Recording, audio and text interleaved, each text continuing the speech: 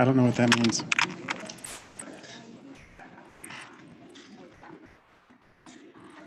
Had it done what you were doing right now.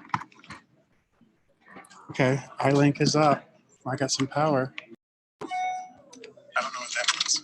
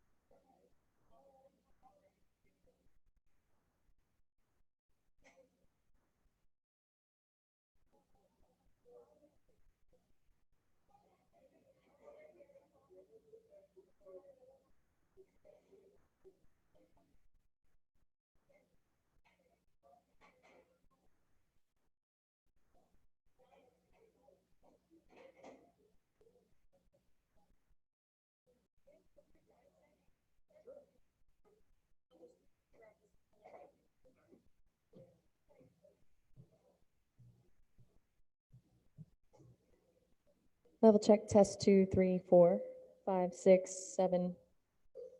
Level check. Level check.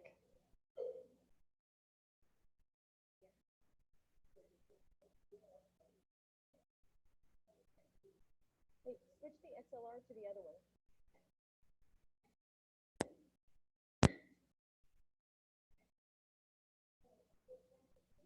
Level check, test 2, 3, 4, 5, 6, 7, 10, 9, 8, 7, 6, 5, 4, 3, 2. Level.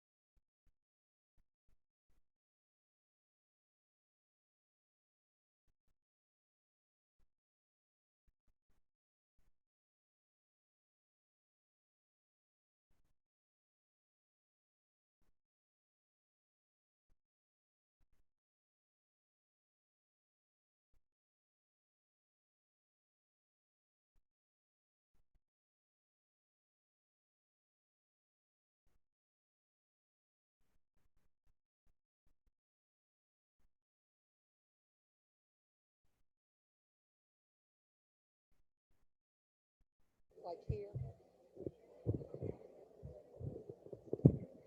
If there are any candidates who are going to be speaking tonight, we need you to go into the library right now, please. We're going to get started in just a few minutes. We've got about 33 candidates here tonight, so we're going to move as quickly as possible because we've done all the city races tonight, all the county races tomorrow night. There was no other really good way to break them up, but if you are a candidate for office that will be participating tonight, we need you to go in the library right now. Thank you.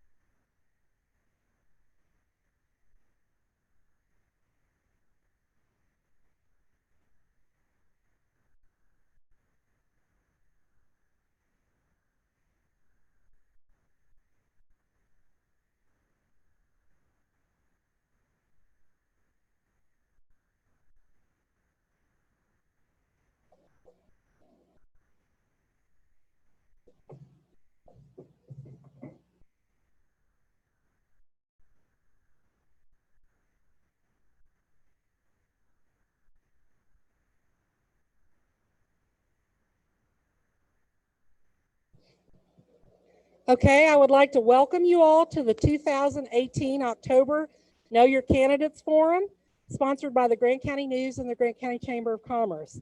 I'm Jamie Baker. I'm the Executive Director of the Chamber, Economic Development and Tourism, and will be serving as the moderator for the evening. We have a message tonight from our County Clerk, Ms. Tabitha Clemens, for you. Good evening. Thank you for having me. I'd like to first thank the organizers of tonight's Meet the Candidate Forum. The 2018 general election is November 6th. The polls are open from 6 a.m. to 6 p.m. And if you do not know where to vote, you don't know your polling location, please visit our website and our voter information center at grantcountyclerk.org, or you're welcome to call our office at 859-824-3321 and select option 4, and we'll be happy to get that information to you. Any person who would like to vote in office for our absentee voting is welcome to do that now through November 5th. If you will be out of the county on election day, or for voters who, due to age, disability, or illness, would like to come in and vote absentee. If you are going to be out of the county on election day due to work, or you are a student who is at a college outside of our county, you are welcome to receive a mail-in absentee ballot. However, those requests must be received by October 30th. And I would stress to you, do not delay. We want to make sure that your ballot gets back to the county clerk's office before election day.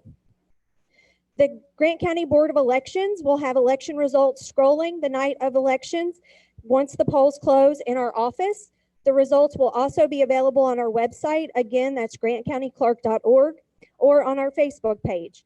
We are grateful to the Grant County and Williamstown schools, the city of Corinth, the Mount Zion Firehouse, which is operated by the Dry Ridge Fire Department, for the use of their facilities on election day. I want to thank our dedicated precinct election officers who make our elections possible, our County Board of Election members, deputy county clerks, and the Grant County Road Department for their assistance with setup for election day. I have a challenge for all of you this evening. If you are here or viewing at home, I want to challenge you to encourage at least 3 people who do not regularly vote to vote this election. Grant County has been one of the counties where turnout has not met the state average. We have had low voter turnout, and we need to change that this election.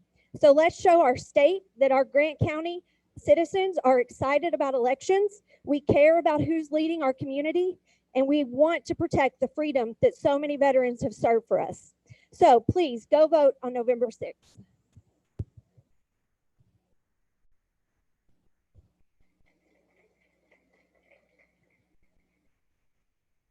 Tonight's event is designed to give the voters of Grant County insight into how the candidates stand on local issues. The questions were gathered from the public and created by the Grant County News staff. The candidates were not given a copy of these questions prior to tonight, so they're hearing them for the first time as I am looking at them for the first time. So we are going to get started by recognizing our unopposed candidates. And if you are here and you would just stand, please. We have Jailer Mike Webster. Mike's with us. County Clerk Tabitha Clemens. Circuit Clerk Regine Jump.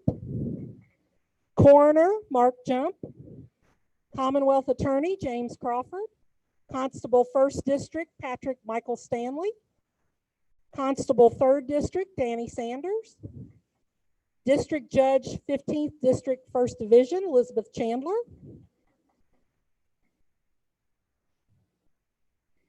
District Judge 15th District 2nd Division Thomas Funk. Grant County School Board 1st District Charlotte Schmidt. Grant County School Board 3rd District Lisa Smith.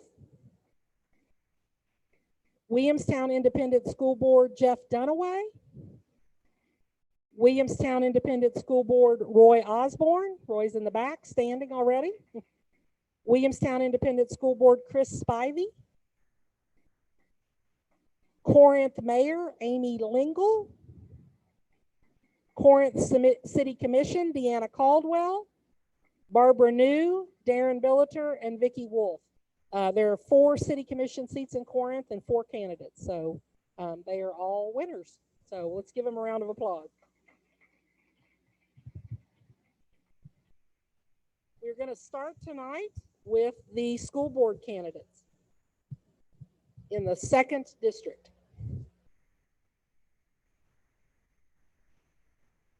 And we have Miss Loretta Flurledge, Brian Slaughter, and Randy Campbell.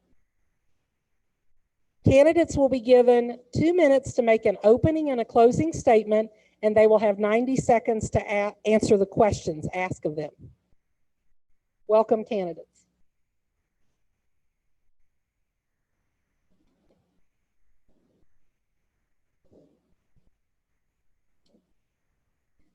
And Ms. Flurledge, we'll start with you. You have 2 minutes for an opening statement.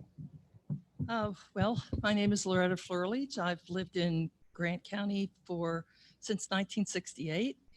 Raised 4 children here, and they all went to Grant County schools at one time or another.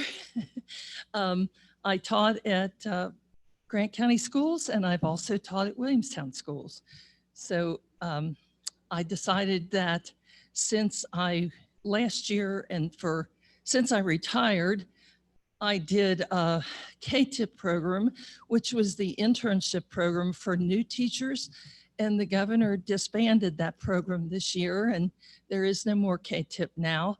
So I had a block of time that I was able to maybe devote to school systems because I'm really interested in seeing that the schools do well. So I decided to put my hat in the ring and run for school board. So. Mr. Slaughter, you have 2 minutes for an opening statement. Hello, I'm Brian Slaughter. I'd like to thank everybody coming out here tonight. Like I say, I know it's a busy time, and glad you all came out here and showing your support for the candidates and for this county. Ironic that I'm back Williamstown 30 years later, campaigning for school board of Grant County. That's, if you know me, that was kind of a crazy thing. But I want to thank you all so much for coming out here and let you know a little bit about me. I am a Grant County graduate. My wife is a Grant County graduate. My mother's a Grant County graduate. My sister's a Grant County graduate. I have 3 kids in the Grant County systems from the elementary school, middle school, and high school. I'm very vested in this community. I have been appointed this job 2 years ago. I really have no clue why I did this. I just found it was a way to serve my community. And boy, once I got into it, I didn't have a clue what I was doing. But after a year being into it and after all the debates we went through, I really felt my heart was serving this community and being here for these kids. I am only for the kids. I mean, I'm here to make this a better community. I work here in this county. This county is going down for us, the help we've got. A lot of things that we've got going on, and we got 300 citizens comes out of high school each year. And my thing is give them every possibility as possible to make them better Grant County citizens, to make us a better community. So on a couple of weeks when it comes up, I just hope that you would consider me if you live in my district. I thank you for your time, and I thank you for coming out.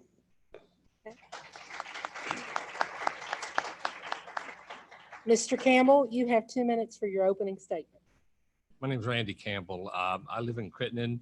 My family moved here in 1973. I went to the old Crittenden Elementary School, then went into the high school, graduated in Grant County in 1980, went into the service, came back out, married our 3 children. 2 have already graduated through the high school system and went on to college. Our 3rd child now is in senior in high school. I decided to run for the Board of Education because the school that we have today and our children going into that school is the future of our county, our communities. We want the best for our kids. And by looking at past history and comparing that with other school districts around this area, we are falling short of that goal. And if we can't educate our kids, we can't provide a future for them. And not all children will go on to college. Some will go into a workforce. And we need to be prepared to send those kids into the workforce as well. So I was asked to come on the board, run for District 2.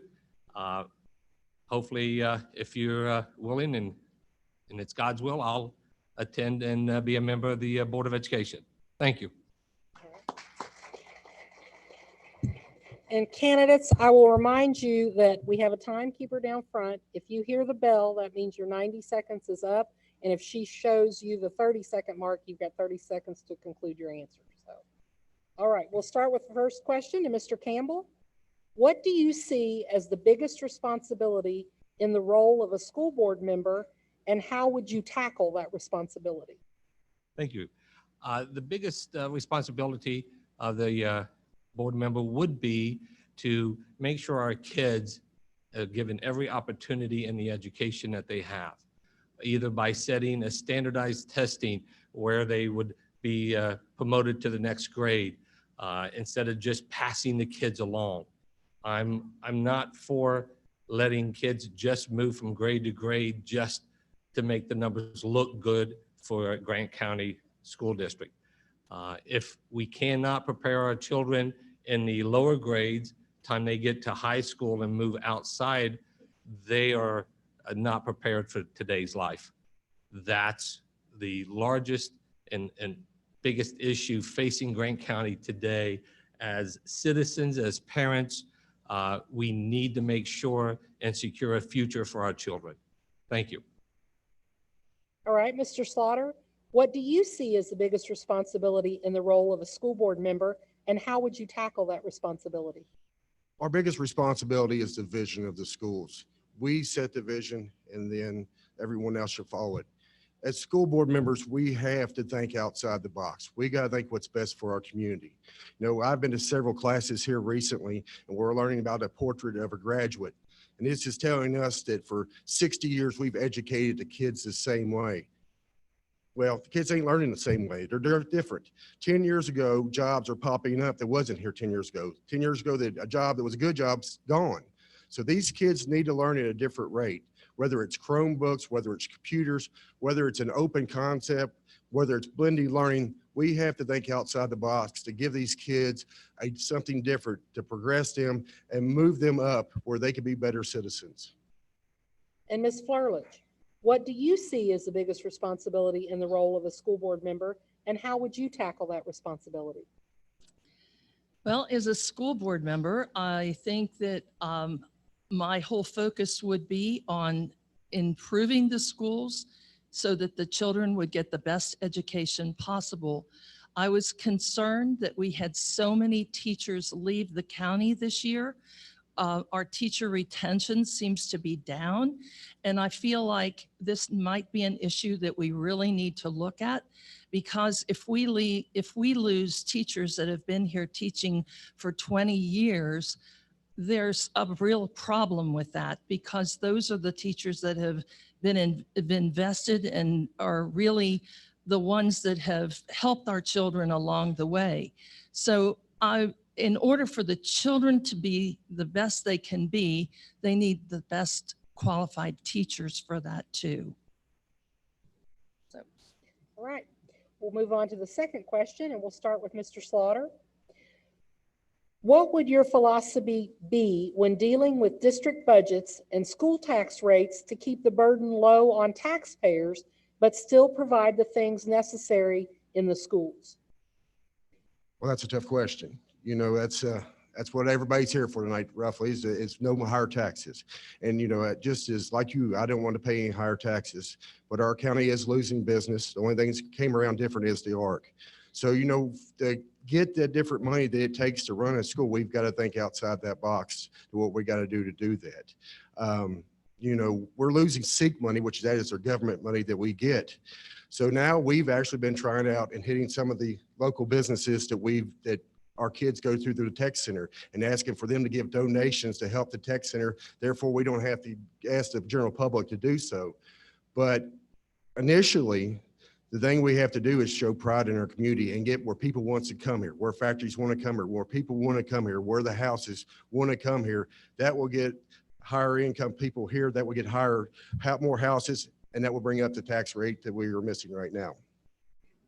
Ms. Flerlich, What would your philosophy be when dealing with district budgets and school tax rates to keep the burden low on taxpayers, but still provide the things necessary in the schools? I know that the taxes are a big issue. I got my tax bill and paid it today, and I was talking to a few people here, and half of my taxes went to the school system. And I don't mind that because I feel like of all the things it could go to, that's a beginning and a future for the county. But as Mr. Slaughter said, I think we need to try to focus on bringing maybe more industry into the county, something where we could bring something in that would help with our tax rate so that it all wasn't on the property owners. So I know that the state is not being very good about paying the counties. I know Matt Morgan did not take the 4% increase that he could have asked for 2 years. He did not take that.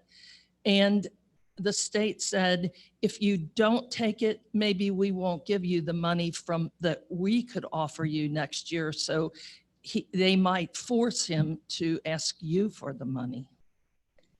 And Mr. Campbell, what would your philosophy be when dealing with district budgets and school tax rates to keep the burden low on taxpayers, but still provide the things necessary in the schools? First, I think our Board of Education should have a policy where the finances of the board is transparent. You should know what the Board of Education has in its bank account today. I've heard numbers everywhere from millions of dollars to literally nothing. So first, what we need to do is quit paying a superintendent to get his doctorate degree. We need to invest that back into our kids. We need to move this county forward. Just like Mr. Slaughter said, and my other component, we need to bring industry into our county, and a way that we do that is improve our school districts by bringing the GPA of our children up to today's standard, just like our northern counties do. We will attract those businesses. We will attract those people coming into the community and building homes, which then will be taxed. When it comes to taxation to all of us, and I include myself in that, I do not think we should tax the community just for sake of making extra money for a rainy day that may or may never happen. If the school board has the funds available, there should be no tax increase to anyone. And we need to make sure that we understand that moving forward. Thank you. Ms. Flurledge, how safe do you feel our schools are, and what realistic measures do you feel can be taken to make them even safer? I figured this would be an issue question that would come up tonight. I go to a lot of the schools in the county, and there is safety measures in place. You cannot get into the building unless you ring the bell and go in. So I think there are safety measures in place. We asked the superintendent. One of my retired teachers said, why do we not have sheriffs or officer in every school? And he said that is very expensive, and it would be a really hardship on all of the budget if we had officers in every school. So we do have them at the high school and the middle school, but I think that the schools, the elementary schools, are doing a really good job trying to keep the children as safe as possible because they have those things in place already that you cannot get into the building unless you are admitted. And Mr. Campbell, how safe do you feel our schools are, and what realistic measures do you feel can be taken to make schools even safer? I think our sheriff's department and local law enforcement does a very good job at protecting our children. With all the measures that's in place today, it's very hard to get into a school without having some type of background check if you want to participate on a field trip with the children, which is an excellent way of helping. Also, I believe that having some type of law enforcement officer within the schools protects our children in case of an incident that may happen. I'd rather have the officer there and prepared to take whatever measures needed in order to keep our children safe. I don't necessarily believe our school teachers should be armed with a weapon. I think that should be to our law enforcement. I am for them protecting us. That's what they're there for, and they do a great job at it. Thank you. All right, and now we'll move into, oh, I'm sorry, Mr. Slaughter, I was gonna not let you answer that. Let me ask the question. How safe do you feel our schools are, and what realistic measures do you feel can be taken to make them even safer? As a school board member, I know what I'm supposed to tell you, but as a father, how secure can a school be? If you look at the schools that we have in this county, the high school right down the road here was built in the 50s. Two of the elementary schools we've got here were an open concept. The walls, you could punch through them. There is a lot of safety here in these schools. That is one of my biggest concerns. After we had the school shootings down south, I went to schools the next day. I talked to the kids. Yeah, everybody want to know why we didn't have armed guards there, why we didn't have the wands, why we didn't have cops in there. But you know, there's a lot. If somebody wants to get in, when you got 25 doors in a building, you cannot have somebody at every door. It is a definite concern here. But just like money, it costs a lot to have these buildings up to code. It costs a lot to do that. I would have to say that the teachers, they have a routine they do every morning. They make sure that the doors are locked. They do have security systems set in place where they check your badge when you go inside of there. But there's never enough they could do when your babies go to school there. I mean, I'm in there and I see it, and I wish more was there. But we've been very thankful. God has blessed us that we've not had nothing happen. And I hope that we allow them to come back into schools and watch over us. But we need more SOR officers. We had 3 and we lost 1. That was a big hit on us. We need the sheriff's department to come in and help our schools to be there for us. Guys, I'm telling you, worry about your. Thank you. And now we'll move into closing statements. And Mr. Campbell, you have 2 minutes to make your closing statement. Well, I want to thank the community for allowing me to come out here this evening. I know it took time out of your busy schedules. This is a very important issue. Regardless of who you vote for, any of my the other candidates up here or myself, please go out and vote. By voting, you then make the community better in the long run. If you think I've did very well tonight, I would appreciate your vote. But then again, whoever you vote for, all I ask is please go out and vote. Thank you. Mr. Slaughter, 2 minutes for a closing statement. I wish you could see the real me. Shirt and tie and a sports jacket is not me. I wish you could see my heart because I care for this county. I care for this school. I love this county and this school. And, you know, being raised in Grant County, you've seen it your whole life. You've been compared to say, oh, you went to Grant County. To me, it was a great thing. I'm from Grant County. That was a big deal. I didn't care if somebody from Scott County said it or somebody else, but we got to bring that pride back in here. We got to care about what goes back on here. And I would just say, if you will vote for me, that is what I want to bring back to something that you all could be proud of, something that I could be proud of, not something that you gossip at Walmart or anything else. If you talk about Grant County schools, you know it was the best it could be. Your kids graduated from that school. They got the best education they could. Thank you all so much. And Ms. Flerlich, 2 minutes for a closing statement. I also want to thank you for coming out and as Mr. Campbell said, please do vote. That is the most important thing. Whoever you vote for, that is whatever it comes out. But voting is what is very, very important this election. As far as my participation as a school board person, I want to be a team player. I've been a teacher. I've worked with Northern Kentucky University. but I want to be a team player for the Grant County School Board.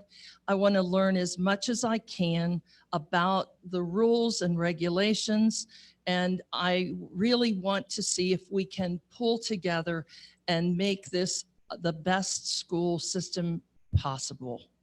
Thank you. Thank you, candidates. We appreciate your participation.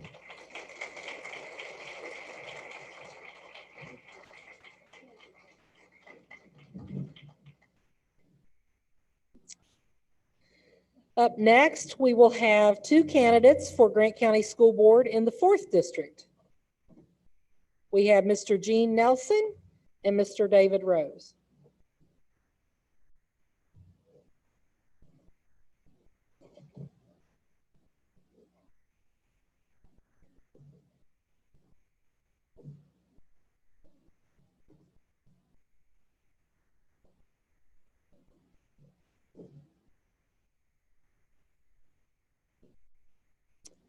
All right, gentlemen, you will have 2 minutes to make an opening statement, and our timekeeper is down front. She will hold up a sign at the 30-second mark that you have left when you're answering your questions or giving your statement.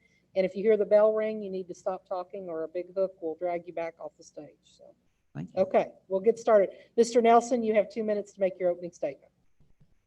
I started 20 years ago in the school system, volunteering, tutoring, got on the PTT, was on site base at CMC. Then when Sherman opened, I moved to there on the PTT and site-based council. I've been on numerous committees. I've been on the facility committee for this county for 18 years. And I was at the middle school. I was on site-based council. I was also a member of the PTT. For 6 years, I ran the PTT. I have 2 grandkids that were in there 3 years apart. I've raised 3 grandkids through Grant County High School. And then I ran for the board on some friends asked me to do it. I am for kids. Everything I do is for kids. I also want to bring the community to the kids. We need to get the community more involved in the schools. And I've been fighting for that for 20 years. Thank you. And Mr. Rose, you have 2 minutes for your opening statement. I am David Rose, and I am nonpartisan candidate running for the Grant County School Board for District 4. Due to the time constraints used in this forum, I'm going to read my opening statement. I decided to run for this office because as one of the tax-paying residents of Grant County, all we hear about is the dollars necessary to operate our county school district with a cornucopia of dollar figures. When one inquires as to the results, how the children are progressing, their ranking, etc., not a word. And when there is a word, it is always, we are trying to do better. More dollars is not the answer, but dollars spent wisely is. I am the best candidate because the future for our county and our country is our children, and I'm all about ensuring they get the proper education in K through 12 to enable them to be productive citizens. We have some great teachers, and the vocational school is exceptional. I am results driven and want the authority and responsibility of teaching given back to our teachers, utilizing sound objectives and measurables thereof as established by the school board, not by the government. Teaching is not a science where, for example, we can send 100 graduating high school seniors to UK for 4 years, and based on a teaching formula, they all graduate as teachers. Teaching is an art. It takes a certain type of person who loves kids and has a gift to teach. All these very fancy school buildings that have been built has not one thing to do with the quality of the teaching therein. It is the teacher that determines the atmosphere for teaching and learning in each respective room. As there are different types of arts, so too are there different types of teaching art. Some of it depends on the subject matter and some on the children. A teacher cannot pour the information learning into a child. It is up to the teacher to stimulate the inquisitiveness of each child, and children are smart and soak up information like a sponge. And along with this line of thought, it is most important Thank you. Thank you. First question to you, Mr. Rose. What do you see as the biggest responsibility in the role of a school board member, and how would you tackle that responsibility? The biggest responsibility I see is to take care of our tax dollars and ensure that our tax dollars are spent in the teaching period with the teachers in the school. I'm against all the bureaucracy that's out there, and I look for bang for the buck, and our kids should have a good education. Mr. Nelson, what do you see as the biggest responsibility in the role of a school board member, and how would you tackle that responsibility? The biggest responsibility for the school board is to have kids the opportunity to go the trail they need to go. That don't mean every kid's going to go to college. Not every, because we have kids that don't want to go to college. We built a tech center. I was on that committee, and we're doing this to get other avenues for kids. We have kids doing co-oping because they're not made to go to college. It's the board's job to get the community and the surround and with the school board and get backing and give these kids the best education available. Give them the best tools to work with. It's not always money, I agree. But in technology, money is needed. And the government and the state regulate how much we get, and we run off the taxes. So we got to deal with that. That's our money. That's what we got to deal with. We work with it. It takes 5 people. There's 5 people on that board. It's not one person doing it. It's all 5 doing it, working together to do the best that can be done for this community and the kids in it. Okay. Mr. Nelson, we'll start with you for this question. What would your philosophy be when dealing with district budgets and school tax rates to keep the burden low on taxpayers, but yet still provide the things necessary in the schools? I've been on the school board 4 years, and we raised it 1 time in the 4 years. There's a lot that goes in for the school board to decide on taxes. You got property taxes, you got vehicle taxes, you get so much money in, you get so much from the state, and you get so much from the government. You got to work within that guidelines. There is no money. The bad thing about Grant County, we don't have any industry. It's not like Boone County or Scott County where they can go. Myself and Mr. Slaughter have been out going around trying with people that's done construction work for us. We went and asked for donations to buy Chromebooks. So the kids in the middle school can learn blend learning. We do not have the money to replace 300 at one time, but we went out and we beat the street. So we're always working for the kid. We need the help of the community. Okay. Mr. Rose, what would your philosophy be when dealing with district budgets and school tax rates to keep the burden low on taxpayers, but still provide the things necessary in the schools? I think we have to take a hard look at where our dollars are going. How many are going directly to the school, to the teachers, to teach the kids? We don't do a good enough job of doing that. Over a year ago, the school district put $8 million to savings, to bonds. And they went ahead and raised our property taxes.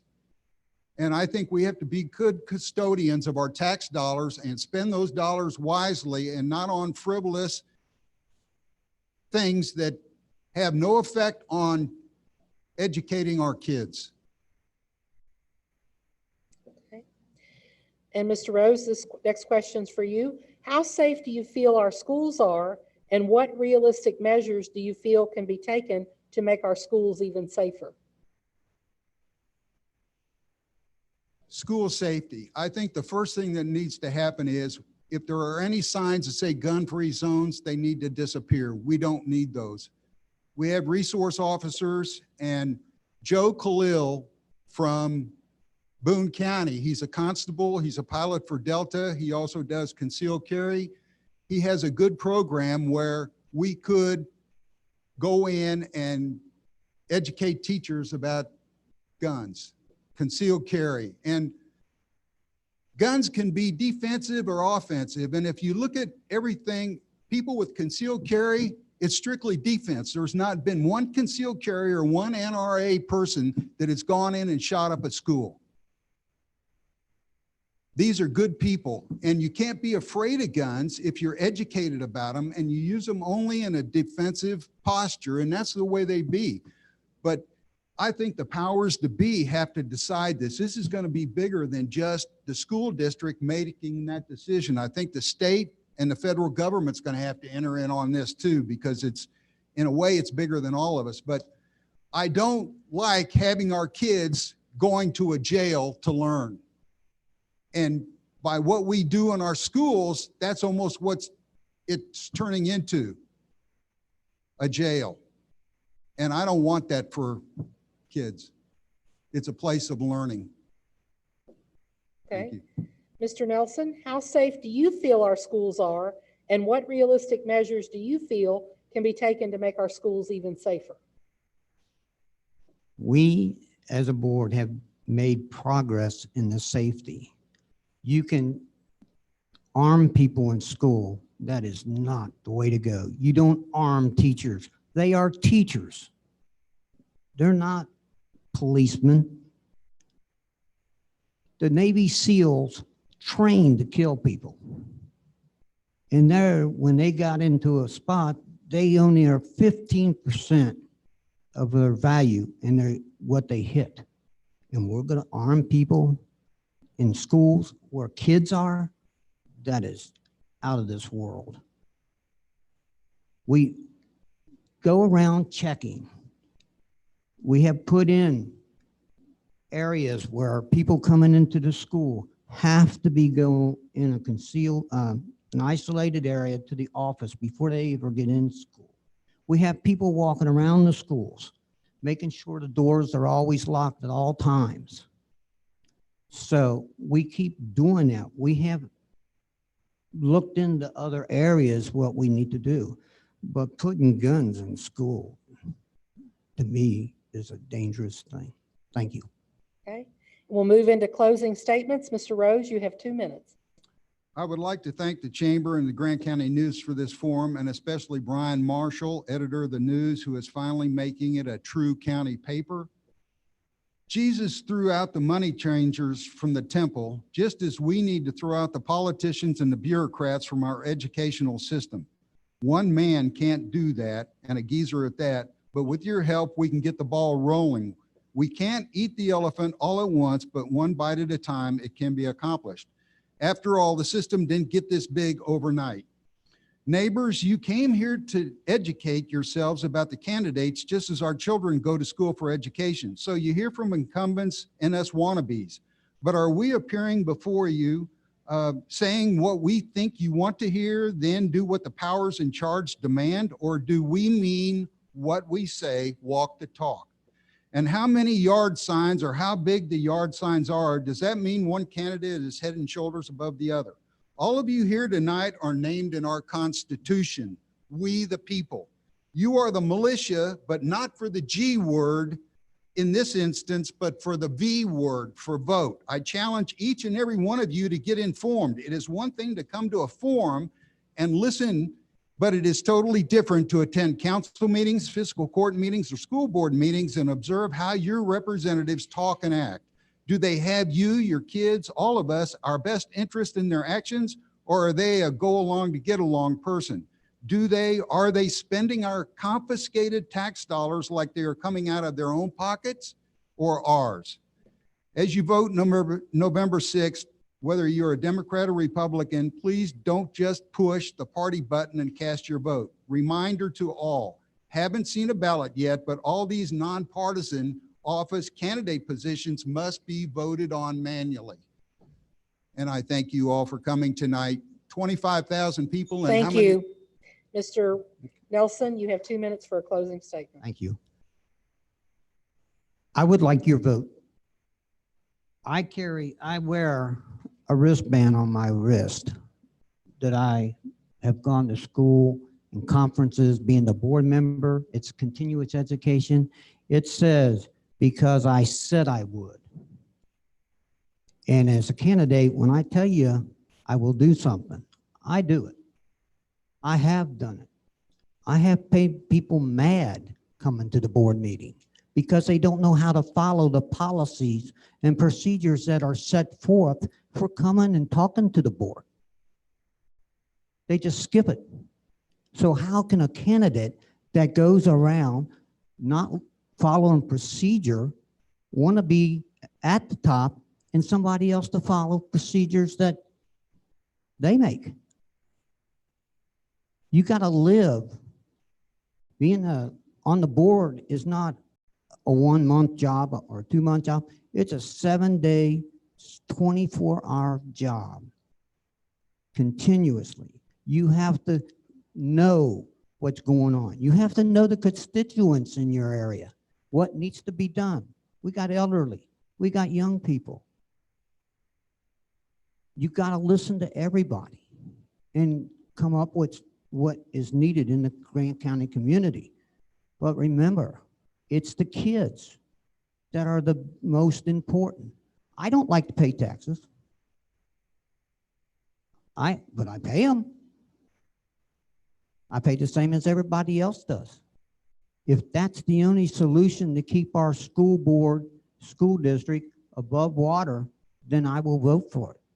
If I don't have to, then I don't. We did not raise taxes this year. Thank God. We got an increase in our property Thank you. evaluation. Thank you. Voters will be choosing between one of these two candidates for Grant County School Board in the 4th District. Thank you for being here, gentlemen.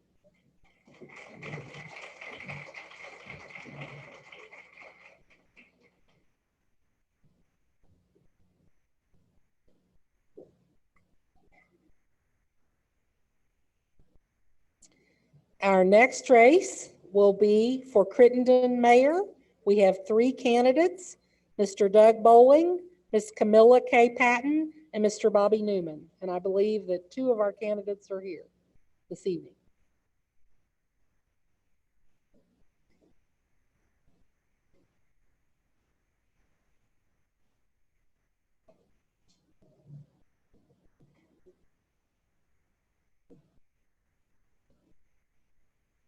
We'll start candidates with your opening statement. You have 2 minutes. We have a timekeeper down front. If she shows you the 30-second sign, you have 30 seconds to finish your answer. If you hear the bell ring, then your time is up. We will start, Mr. Bowling, with you making an opening statement. You have 2 minutes. Thank you. I want to thank all of you for coming out tonight. Good evening, everyone. My name is Doug Bowling. I'm running for Crittenden Mayor. I lived in the city of Crittenden for 25 plus years. Been married for 25 years to my lovely wife, Deborah Bowling. We have raised 3 kids together. I graduated in Grant County High School in 1988. I own a very successful commercial cleaning business. I also am an advertisement manager / salesman at Marshall Power Sports in Dry Ridge, Kentucky. Big part of my life, I was a foreman and project manager, building subdivisions, roadways, Indiana, Kentucky, Ohio. Really good at that type of stuff. Also spent much of my life as a superintendent doing the same stuff. And what I'd like to talk about just a little bit really quick, I'd like to see our community embrace more choices and opportunities that we haven't seen. For example, more businesses, jobs, revenue for the city, trying to get the city itself to pull together and do a lot more stuff together instead of us having much of nothing. And I want to create a lot of stuff for the community. And if everything goes well, hopefully I'll be your mayor. And I thank you for listening to me. Okay. Ms. Patton, you have 2 minutes for an opening statement. Good evening, Grant County. Thank you for coming out tonight. I appreciate you coming out, listening to us and what we have to say. My name is Camilla Patton. I am from Crittenden, Kentucky. I live on Claiborne Drive. I am the treasurer for the Claiborne Estates of the Homeowner Association. I am affiliated with the Homeowner Association and a big part of serving my street in that aspect. I presently work for the Kentucky State Police in 4 different counties, Grant County being one of them, and a Commonwealth of Kentucky employee for 28 years. I do come from a big family, one of 11 siblings, and most of them are in the Gallatin County area, a few in the Grant County area. My parents are deceased, and I also want to thank that they have instilled in me a hard work ethic that I can bring to the community and bring the community together. As far as what the community needs and what the community wants, maybe 2 different things, but I am here to let you know that I want to be the next mayor of Crittenden. I am involved in different organizations as far as church and charities. One of my big charities is Kozer Children, and also Priscilla House Ministries out of Louisville.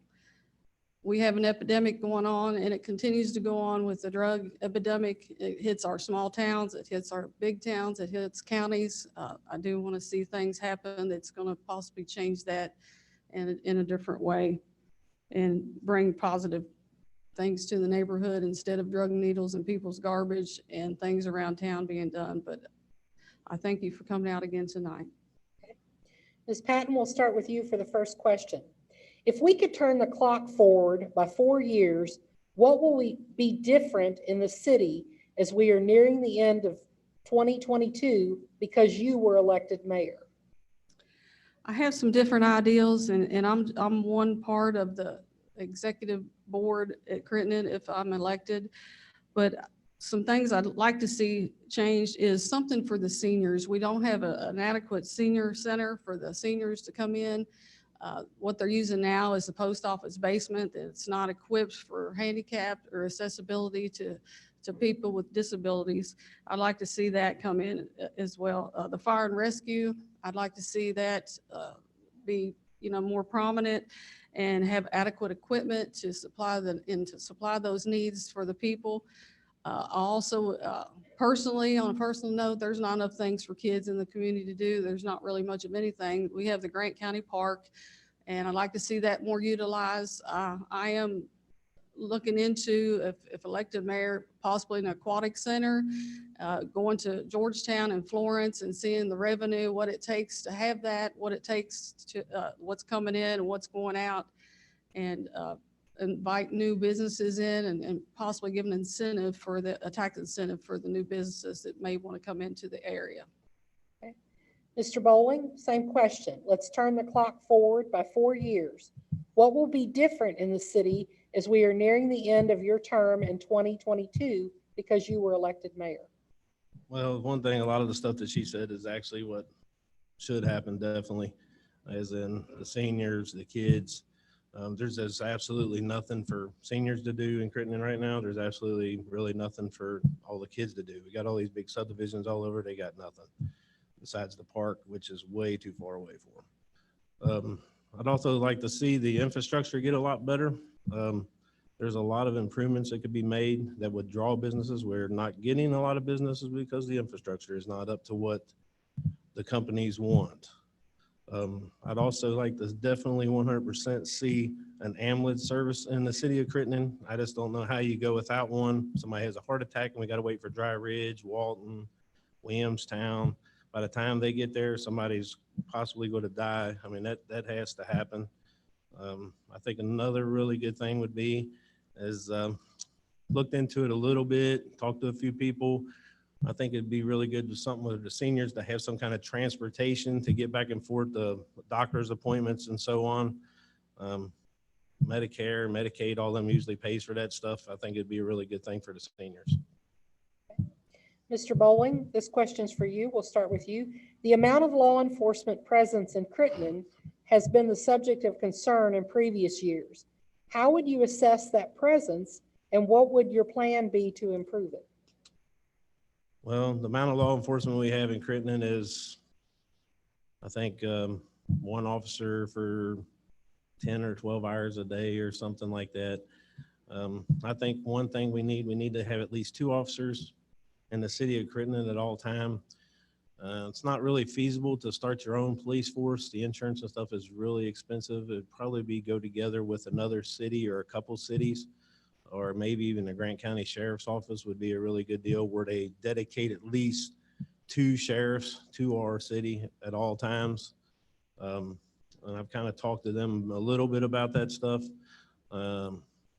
Because right now we really don't have the insurance, and drugs and stuff is running rampant in a lot of places because there's just no police presence. If you ain't got police presence, you're not going to stop them. They just know nobody's there. So this is what we're getting. So yeah, definitely we need police presence. All right, Ms. Patton, the amount of law enforcement presence in Crittenden has been the subject of concern in previous years. How would you assess that presence, and what would your plan be to improve it? Each night out on the campaign trail, Ms. Jamie, I'm out every night, every weekend. I've lived on Claiborne for the last 5 years. I've seen 1 patrol officer on my street in the last 5 years. I do not see the presence of the sheriff's department around the city of Crittenden while I'm out campaigning. And we're talking weekends and the evenings. I do work during the day. Is it feasible to have your own police department? I would want to talk with possibly Al Rich with Williamstown. I would want to go to different departments and see if it would be something that might be feasible for the city of Crittenden and the taxpayers. It may not be, but if we're not going to get the patrol that we need in a presence there, in the times that we need it, why pay that endowment of $293,000 a year to the department? You know, I respect the police. I work for the state police. I have worked for the state police for many, many years. But the city of Crittenden, they pay the city taxes. They deserve to have a public presence, and that's like businesses. You know, there was a gunshot in Lori Beth's new bakery business. There's been a gunshot on Main Street where somebody was shot. And how long did it take, you know, for somebody to get there? So we definitely need to look at that, you know, what we're going to do as far as having our own police department or sheriff. Thank you. And Ms. Patton, this question will be for you. What role do you believe Crittenden should play in providing or helping fund EMS for its citizens? My understanding is people do have insurance, and I'm not fully aware of the Dry Ridge EMS service or AMR, as you said. Now, I have rode in an ambulance before where my insurance covered all of it, but possibly $300. I don't know if it's up to the people. I'm not really educated on the ambulance, but I don't know if it's up to the people to pay for that service or if it's up to the county. Is that your question, Jamie? Yeah. What role do you believe Crittenden should play in providing and funding that? If Crittenden would have their own ambulance service, then that would be the answer. I would think that is something like Mr. Bowling said, look into that could provide that service for the great people of Crittenden. You know, that they deserve to have somebody there again in presence that would take care of an emergency situation if it need. And Mr. Bowling, what role do you believe Crittenden should play in providing or helping fund EMS for its citizens? We definitely need to have ambulance service, like I was saying earlier. I think a really good idea, and I think it could probably be done, it'd probably take a little work, is to work with Dry Ridge, Williamstown, Corinth, and everybody go together and actually make a county-wide ambulance service instead of just a Dry Ridge ambulance service, pretty much what we got now. Have some station in Crittenden, some in Dry Ridge, some Williamstown, some in Corinth, and everybody have their own zones. If something happens, one ambulance has to go out, they can have the other ones pick up the slack for them. I think that would be the best feasible thing for the whole county to do, instead of Crittenden trying to put a burden on them to have their own ambulance service. But at the end of the day, if that wouldn't work, we would have to do whatever we had to do to have our own ambulance service. And Mr. Bowling, Crittenden, in terms of money in the bank, is in better shape than most other cities in the county. Please share your thoughts on what additional services you'd be willing to provide to the citizens of Crittenden. Well, naturally, the ambulance service, like we were just talking about, I'd say we need some upgrades to our fire department. We actually need, I think, a community center And you could use that for the seniors and plus kids, plus anything that goes on in the community. Because Crittenden actually don't have any technical community building for seniors, for kids, for anything to go on there. Yeah, I got lost there. But yeah, but that's, I guess that's about it. Okay, and Ms. Patton, Crittenden in terms of money in the bank is in better shape than most of the other cities. Please share your thoughts on additional services you'd be willing to provide to the citizens of Crittenden. First and foremost, we need to take care of our needs instead of our wants. Yes, I'd like to have an aquatic water park for the people and for the children. Even the elderly have mentioned they would love that because it gives them exercise. But the needs are to be met is police protection for the city. And also, as Mr. Bowling said, emergency protection, ambulance, the firefighters, they're working on a minimum budget that they don't have the equipment that they need to go out and do the possible things that they need to do for the people. But take care of our needs first, and then, you know, add anything later, you know, that would come about. I do know that Crittenden does have a substantial amount in the budget. We don't want to get out there and start spending a bunch of money and going through things and revenue endowments that's going to put us behind. That's hard-earned money that the taxpayers have paid into that. I would like to see that still grow, but yet take care of our needs in the city. We'll move into closing statements. Ms. Patton, you have 2 minutes for your closing statement.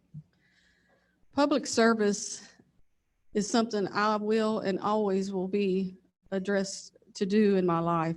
I love public service and have for over the past 30 years. I would like to let Crittenden know that you have wonderful people in this city. I've been knocking on doors and there's not been one person that hasn't accepted me, that has talked to me about different needs in the community. I want to do the part as leadership to the city and as the legislative branch to take care of the city, what we need to do. I'm thankful that I was able to run this campaign in a clean and honest way as Mr. Doug Bowling has. And I think it speaks volumes that we're both sitting here tonight talking to you. It's not the easiest thing to do to get in front of a large crowd and speak to the people, but that shows that we care. And we want you to know that we will be there for you. We will be there for Crittenden, and we will run that city the best possible way we can with the council members that we have. I do respect Ms. Simpson as a treasurer. She's a hard worker, and I just want to say I humbly and respectfully will make sure that that city will be addressed as needed. Also, the maintenance guy, Mr. Desarn, he's done a remarkable job. That city is a wonderful place to live. I do want it to grow and thrive in the future. Thank you. Have a good evening. Okay. Mr. Bowling, 2 minutes for a closing statement. Well, I'm the same way. I'd like to see Crittenden grow, not super fast, nice steady pace. Same way she's ran a great campaign. I ran a great campaign as far as I'm concerned. We didn't take any shots at each other. We're here to try to make our city better, period. I mean, there's just no other way. We'll do whatever it takes to do it. Both of us will. There's a lot of needs that needs to happen. And if we all work together as citizens and city council, I think we could really move forward by a lot. I think we have a great city, great citizens, just like Camilla said. Everybody there, everybody you talk to don't have nothing bad to say. They're just wanting stuff that we don't have. And there's a lot that we do need, and it's not going to happen overnight. It's, you can't turn everything around with a switch. So it's going to take a while no matter what we do. Yeah, I mean, that's about it. I mean, hopefully everybody gets out and votes for one of us, and let's try to make this city better. Thank you, candidates, for appearing. Voters will be choosing between 3 candidates, Mr. Doug Bowling, Ms. Camilla K. Patton, or Mr. Bobby Newland. We thank you for being here this evening.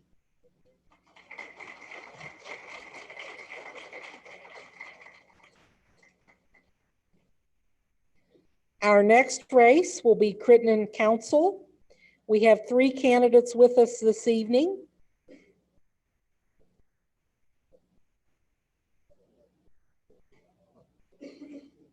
Mr. Daniel Martin, Ms. Paula Lowry, and Mr. Joseph Dusing.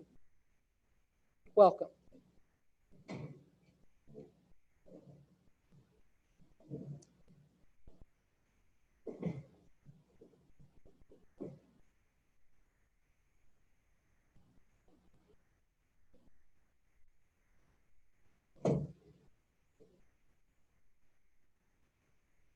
And I'll remind you, candidates, our timekeeper is in the front. If she holds up the 30-second sign, you have 30 seconds left to conclude your answer. If you hear the bell ring, your time is up.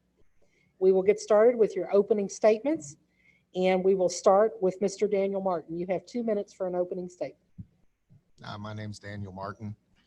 I'm not the Daniel Martin from Williamstown, and I'm not the Daniel Martin from Walton that's also running for city council. My parents are Dr. Al and Marjorie Martin from Crittenden, the veterinarian. He sewed me up many times when I was a little kid without any co-pays. I was born in Crittenden, raised in Crittenden, and when I was a young kid, I remember seeing the population size of 250.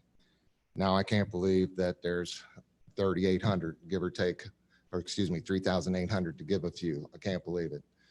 I went to Grant County High School, graduated. From there, I went to Eastern Kentucky University, got a bachelor's degree in police administration and a master's degree in criminal justice. During that time, I was in the Army Reserves and finished with as a staff sergeant. I then was lucky enough to become a police officer and retired from the city Fort Wright as a specialist and a SWAT team member. Done a lot of community service dealing with how you had to help people, help with their problems. And since this is my hometown, I wanted to come back and help out the community. There's a lot of things that are going on. I'm on the Grant County Little League board. I'm also a coach for Grant County Little League. I'm a former elementary girls and boys basketball coach, and I have the opportunity to do these things because I am a retired police officer. I help my mom and dad out on the farm. I do whatever I can to help them. They run the farm, and I just love working the farm. The funny thing about it is being a police officer, you got complained on a lot. Those cows, they don't complain. You know, when you bring them a bale of hay, they're glad to see you. You know, as long as you keep them food, they stay in there. Thank you. Ms. Lowry, you have 2 minutes for your opening statement. Hello, my name is Paula Lowry. First of all, I'd like to thank you all for coming. Secondly, I'd like to thank Mayor Livingood for his service of 19 years and a happy retirement. I'm a Crittenden resident of 1.5 years, married, a mother of 4, grandmother of 14. I'm a retired transportation manager. I have customer service and sales skills. I'm confident my experience can be an asset to the city. I feel our city faces several problems, and I'd like to, some of those problems are the drugs, the crime increase, and a lack of youth and child activities. I feel solutions would be a 24/7 law enforcement, to build a youth and senior community center, and possibly in the near future, a public pool, roller rink, or maybe even get a movie theater for Crittenden. Thank you. Mr. Dusing, you have 2 minutes for your opening statement. Good evening. My name's Joe Dusing. Start with a bit of a background. I was born in Cynthiana, raised in Lexington, and I've lived in Crittenden for 5 years. I live on Maple Ridge. I'm married to Ann Barker Dusing for 41 years. We have 2 married daughters that live here in Northern Kentucky, in Erlanger and Independence, and that's why we call this our new home. From a career standpoint, I've been a practicing chemical engineer with Air Products and Chemicals for 37 years. That's a large chemical company, 20,000 employees with 1,100 plants. And my career was very broad, both domestic and international. I began as a chemical engineer in 1978. I moved to a large chemical complex in Western Kentucky that had 6 chemical plants. And I moved from chemical engineer to plant superintendent to site manager. Career progressed to I was an engineering manager for the Americas in Korea, manufacturing cost manager for the company. And I moved to the executive level in 2003, where I was the global engineering manager responsible for our 1,100 plants around the globe. I have past experience in a community this size, both on city council and managing the planning and zoning commissions for Calvert City, Kentucky. I've never run for public office before. Both of those were through appointment through the community asking me to contribute. I retired in 2015, and since then I've been trying to give back to the community. The week I retired, I started volunteering at Hope and became a director of the food bank here in Dry Ridge. I'm a past member of the Chamber of Commerce and have worked with Jamie, and I'm a current member of the Ministerial Association for the county. I'm running because my neighbors asked me to run, because Thank they've you, heard sir. of my background. We'll start first question with you, Mr. Dusing. What do you believe are the responsibilities of being on city council, and how will you serve the city residents outside of attending meetings?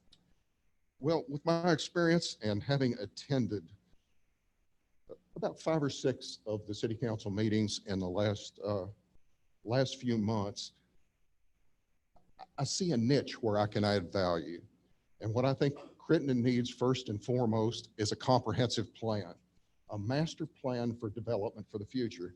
And this is something that I've done before. So what does a master plan, a comprehensive plan entail? It involves using your local economic development resources and using professional city planners. What do? You study the demographics of the community. You look at the age, the population, the economic levels, the neighborhoods. You study traffic patterns.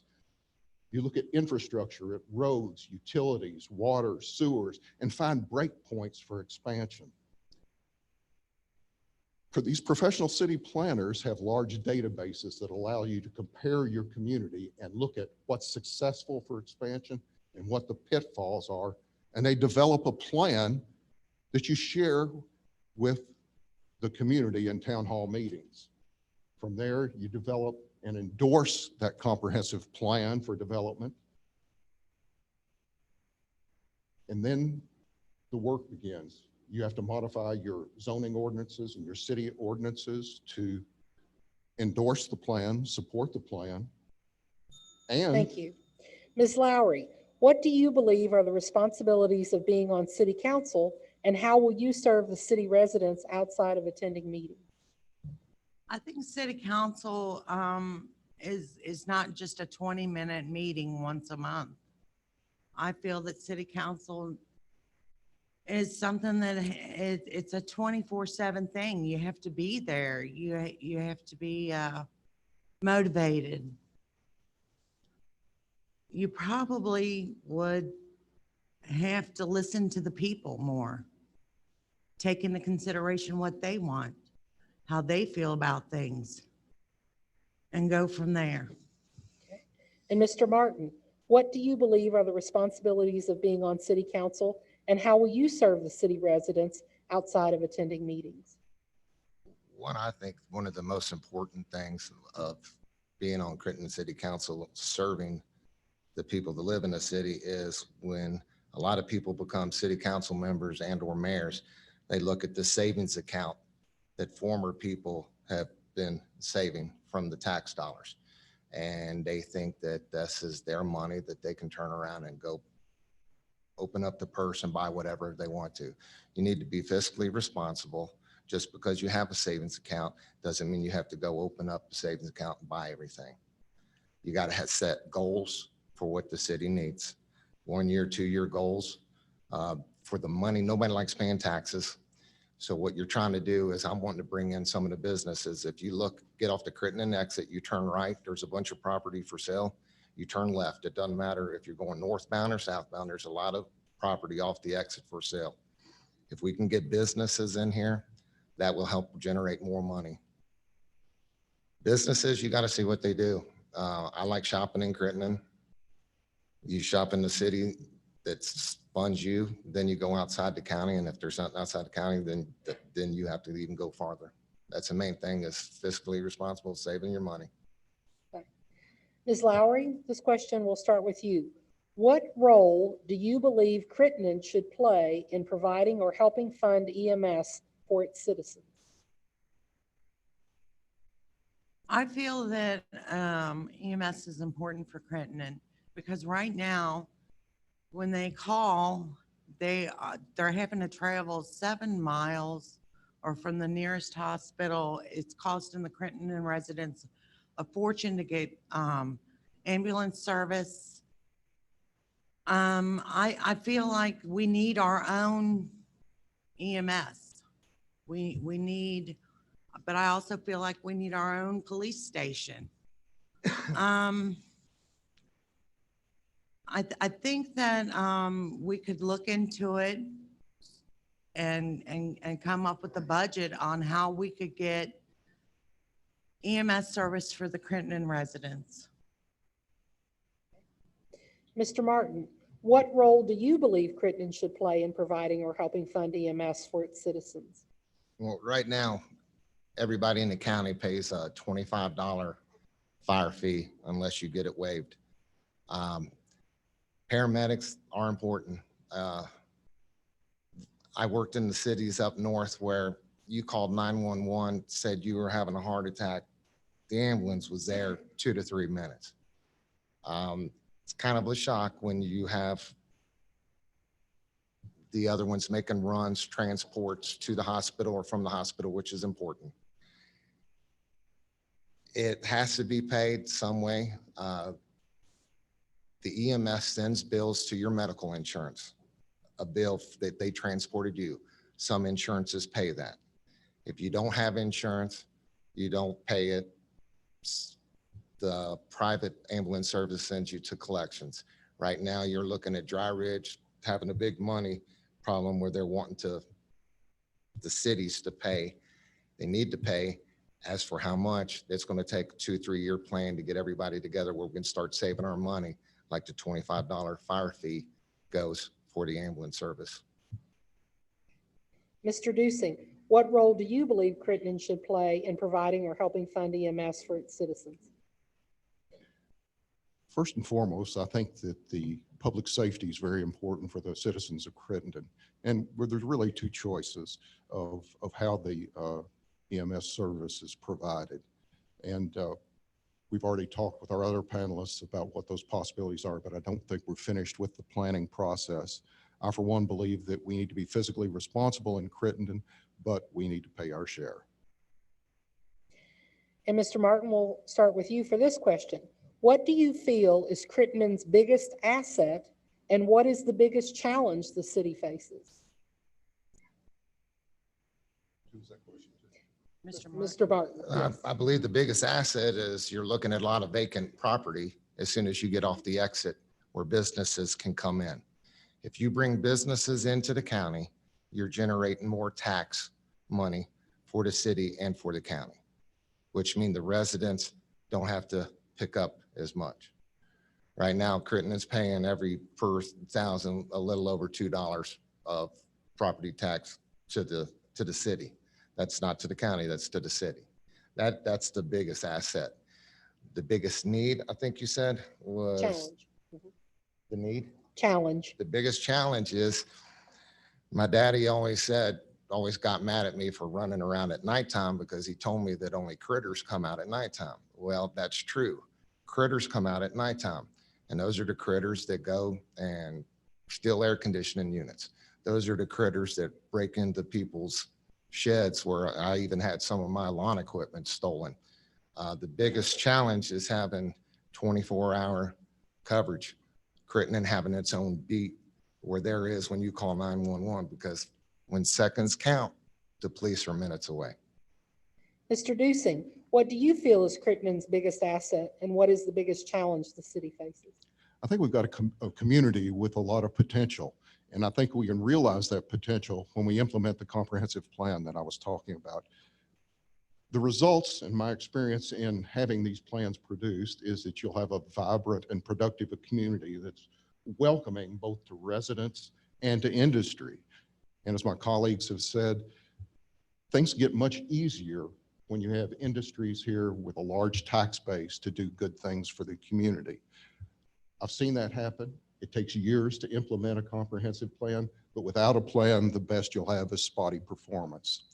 The second part of the question, I think that one of the biggest challenges that is facing us is police protection. And right now, we don't know if we're getting what we paid for. The community has historically budgeted $200,000. We've raised that to $300,000. But are we getting our money's worth? All we have is a call log as evidence for the support that we have. Where are the police making their patrols? Where are they spending their time? And are they focusing on high crime and drug areas? We don't know that. So how do we get to the bottom of that? We do a time and activity study. We measure their performance. Once we know their performance, we can determine whether we're getting our money's worth. And from there, we identify the gaps, put remedies in place to those gaps. And only after that would I support, because of the large fixed costs of Thank police you. departments, Thank you. having our Ms. Lowry, what do you feel is Crittenden's biggest asset and what is the biggest challenge the city faces? I feel the people, the community is our biggest asset. If we stick together and we can do great things.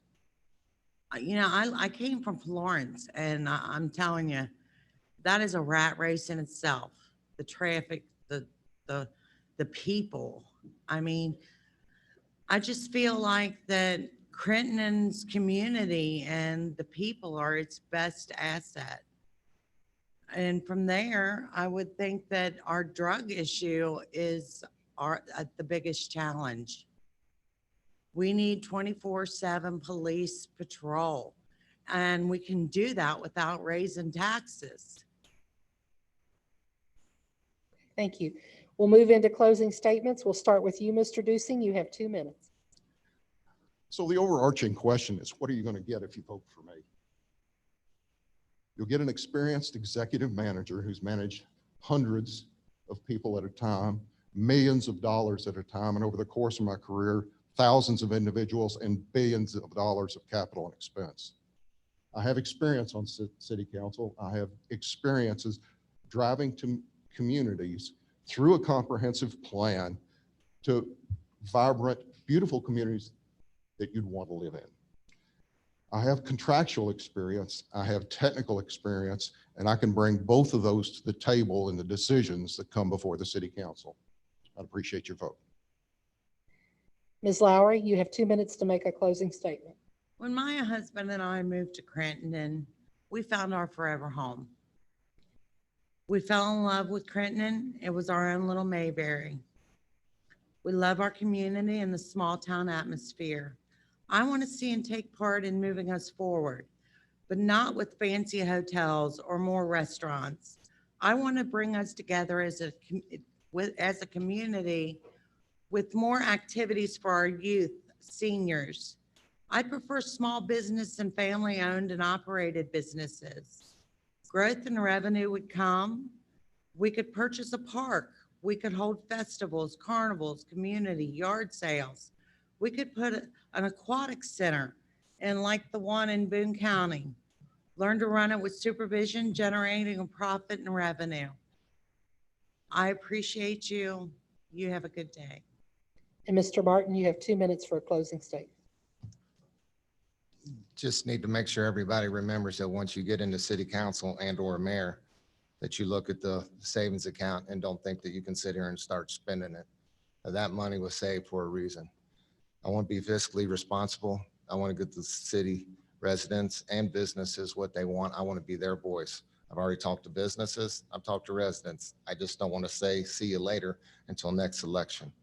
A lot of people don't know this, but Crime Stoppers in Grant County is part of the same Crime Stoppers that is in Cincinnati. I want people to start knowing that you can call Crime Stoppers and you can even make money when you see something going on. The Neighborhood Watch, call 911. When I was a police officer, I'd rather take 1,000 suspicious people calls than have to come back the next day and take a theft report where you had to turn around and go, yeah, I wondered, I didn't think they were moving, but they had some funny people helping them move their stuff out. I want you to make a call. I want to do that. Fiscally responsibility is the most important thing. I don't want to be a police officer. I rode that pony, but I would like to work with whatever law enforcement agency ends up doing the law enforcement work in Crittenden, where I could put in my 2 cents worth if they want it. I mean, it's an asset. I'm free. Ask me a question. I like to talk. Ask my wife. She goes to sleep a lot when I start talking. I am here to tell you, I want to work for the people. I want tax money from businesses to make our fund more, where we can do these things for the infrastructure, the roads. Has anybody said it to traffic on northbound 25 in the morning and evening trying to turn onto Violet Road, or when the railroad tracks have the traffic blocked in front of the park? It's a mess, but all these things cost money. Hopefully the state and the federal government can help build those things. Thank you for coming. Thank you, candidates. Voters will be choosing amongst these 3 candidates as well as the others appearing on the ballots. Thank you all for being here tonight.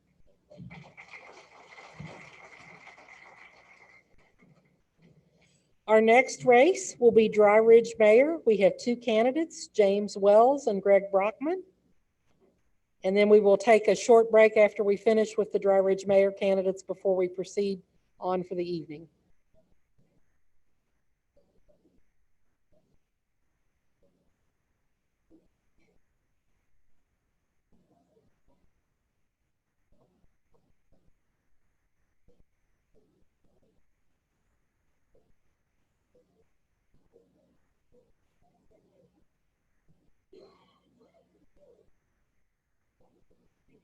You having trouble hearing them?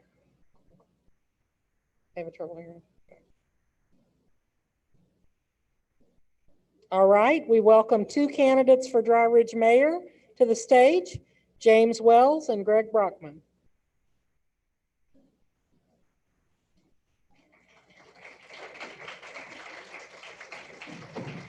Candidates, I will remind you that you will have 90 seconds to answer the question. You'll have 2 minutes for your opening and closing.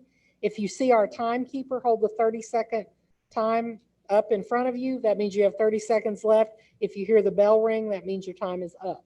So we will start with our closing. We better let him have an opening, right? An opening statement. Mr. Wells, we'll start with you. You have 2 minutes for an opening statement. All right. Well, I want to thank everyone for coming tonight. I want to really thank the Grant County News and the Chamber for hosting this event. And most importantly, the people here in attendance tonight and watching from home. A little bit about myself. I am I'm a resident of Dry Ridge, been a resident of Dry Ridge pretty much my entire life. My wife and my 2 sons are here in the audience somewhere. I haven't been able to find them yet, but they're out there. I've been mayor for the last 4 years. I've really tried to listen to what people have been asking for. I know 4 years ago when I went around talking with folks, most of the issues that they spoke about were the water issues. They were talking about the parks. They were talking about the drugs. They were talking about just not feeling safe, and the city itself just not being a very clean and upkept place, and just the lack of industry and business in the city. So over the past 4 years, I've concentrated very hard on trying to improve those facets of the city. We've worked very hard, and I would like to continue to work to move the city forward. We've done some very aggressive things in the last 4 years, and it's been, I think it's been very beneficial for the city from an economic standpoint. And again, I just want to thank everyone for coming today. Mr. Brockman, you have 2 minutes for your opening statement. I'd like to introduce myself. I'm Greg Brockman. We've owned Dry Ridge Auto Parts in Dry Ridge for 38 years. Member of St. William's Catholic Church, member of Chamber of Commerce. And if anybody don't really know who I am, the light display on Newdale will tell you who I am. Okay, we'll start with the first question. Mr. Brockman, it's to you. Dry Ridge currently is the only government entity providing EMS in the county. However, the city has expressed the need for a funding solution to help offset these costs from the county and other cities. What is the most realistic way of finding a solution each party can agree with, and what steps would you take if an agreement could not be made? I think doing a fire district would be a start. Someone started it tried to start it years ago and never did finish it. I think if we tried to finish that, we may have a good solution to the problem. Mr. Wells, Dry Ridge currently is the only government entity providing EMS in the county. However, the city has expressed the need for a funding solution to help offset these costs from the county and other cities. What is the most realistic way of finding a solution each party can agree with, and what steps would you take if an agreement could not be made? Well, that's a very good question. And that's been the topic of debate for the last several years. It's been my position and a lot of the citizens of Dry Ridge that it's not fair that 5 square miles of the county pays for the entire service pays the bill for the entire service for the county, minus what's protected by AMR. I think we started a few years ago looking at some different alternatives and different plans. I think those plans are a good start. I think that the drawback has been the funding solution for the cities and the counties, for the county. I'm not sure if a taxing district is the answer that the county wants to look at. The city of Dry Ridge has been providing this service for a little over 17 years now. If the city of Dry Ridge can provide this service, I think with a little help from all of the cities and the county, I think we can continue to provide this service, which is an excellent service for the entire county. Okay. Mr. Wells, we'll start with you for the next question. Some have criticized the amount of money spent on Rockin' the Ridge Music Festival, while others have said it is a much needed entertainment for the city and county as a whole. What are your thoughts on the event and the amount of money to finance it? Again, another really good question. This comes up a lot. The Rockin' the Ridge event was designed to be an economic boost for the businesses of the city. It's very hard for the government, for local governments, especially cities, to stir economic growth for existing businesses that are in place. It's hard for the city to invite people and to get people interested in coming downtown. And that was the whole emphasis behind the Rockin' the Ridge event. And I think since the 3 years that the city has hosted that, this past summer we brought 15,000 people to the city for that day. That's a lot of eyeballs that aren't typically, or they're not usually in Dry Ridge. They're not in the area. While they're here, they're developing, or they're contributing to the economic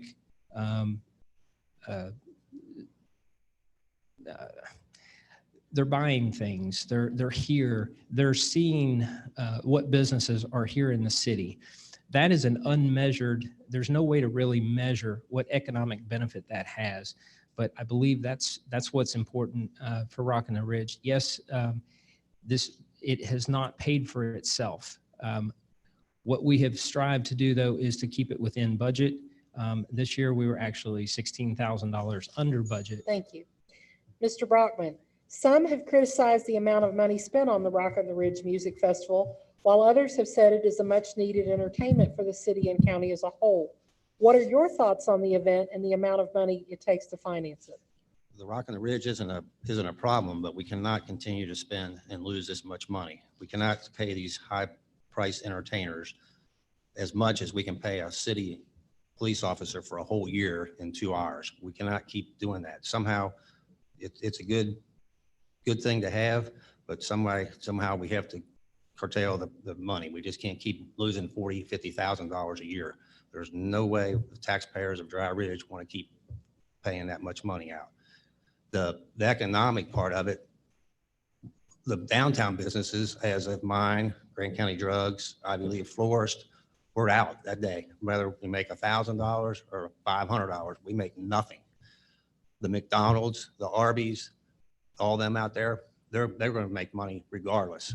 If Rockin' the Ridge is there or if it's not, they're busy every day of the year, so it doesn't matter. So somehow we have to, if we're going to keep continuing this, we have to somehow figure out how to save some money on it. Mr. Brockman, we'll start with you for this question. A hotel development broke ground earlier this year in Dry Ridge. In what ways can the city try to draw more retail and restaurant development to capitalize on the influx of tourists we're seeing in the county? Well, the motels and everything are going to do good, there's no doubt.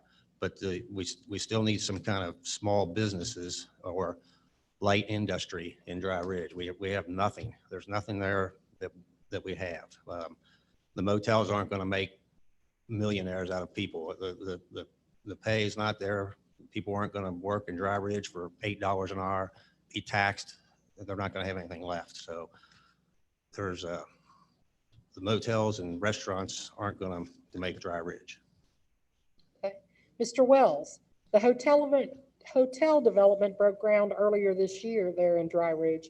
In what ways can the city try to draw more retail and restaurant development to capitalize on the influx of tourists we're seeing in the county? Well, as most of you know, the hotel development was much needed, and the developers saw a need for additional hotel rooms in this area due to the ARC opening with the 1 million+ visitors a year. That's again, that's 1 million people that are coming to this area that need somewhere to stay. They need somewhere to eat. And what we have to do is we have to, as a city, we have to transition ourselves from an industrial and an agricultural economy into a tourist economy as well. We still need those businesses. We still need small businesses. But the people and the business that we do have here is tourism business is what is here right now. And that's why capitalizing on these investments, the hotels and the restaurant developments, that's feeding the need that is currently open right now. I think as those developments go on, the small businesses will be in to create the rest of that, where they can eat, stay, and play in this community. Mr. Wells, this question will start with you. Let's turn the clock forward by 4 years. What will be different in the city as we are nearing the end of 2022 because you were elected mayor? Well, I would love to say we'll actually be flying around in cars, but I think they've been saying, or flying around in our cars, but they've been saying that since the 60s. So I'm not real sure if that's going to happen. But the economic or the changes that we make today will be long lasting, far beyond myself or Mr. Brockman here. And those are the critical things that we need to be working at, the infrastructure, the road systems. We need to be working these problems out so that when future generations are debating these same things about new business coming into town, we're not reinventing the wheel, and we're simply just adding on to that. I think that what you're going to see is you're going to see a lot of decisions, smart decisions that are being made now that are going to make it easier for business 5 years from now or even 40 years from now to locate in the Dry Ridge area. And Mr. Brockman, let's turn the clock forward by 4 years.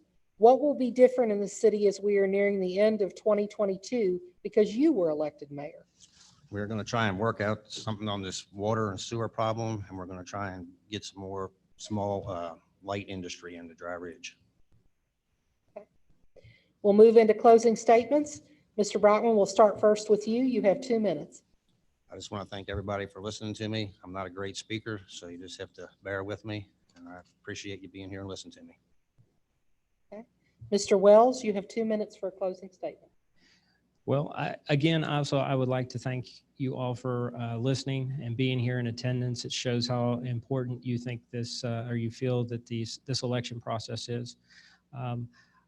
I'd really like your support come this election so that we can continue to work on these problems. We've already started the process to work on the water and sewer contract prices. We've started the process on future developments. We've started the process on attracting more small businesses and some light industrial industries to the area. What we need to do is we need to focus on continuing to work to bring that to the city. And with that will come the new jobs. The more industry we can bring, the more small businesses, the more economic stimulus that we can pump into the economy. It's going to create a better place for Dry Ridge next year or 4 years down the road. Again, I want to thank everyone for coming out today. Thank you, and we'll see you on Election Day, November 6th. Voters will be choosing between one of these two candidates. We thank you both for being here, and we're going to take a 10-minute break right now, so stay with us.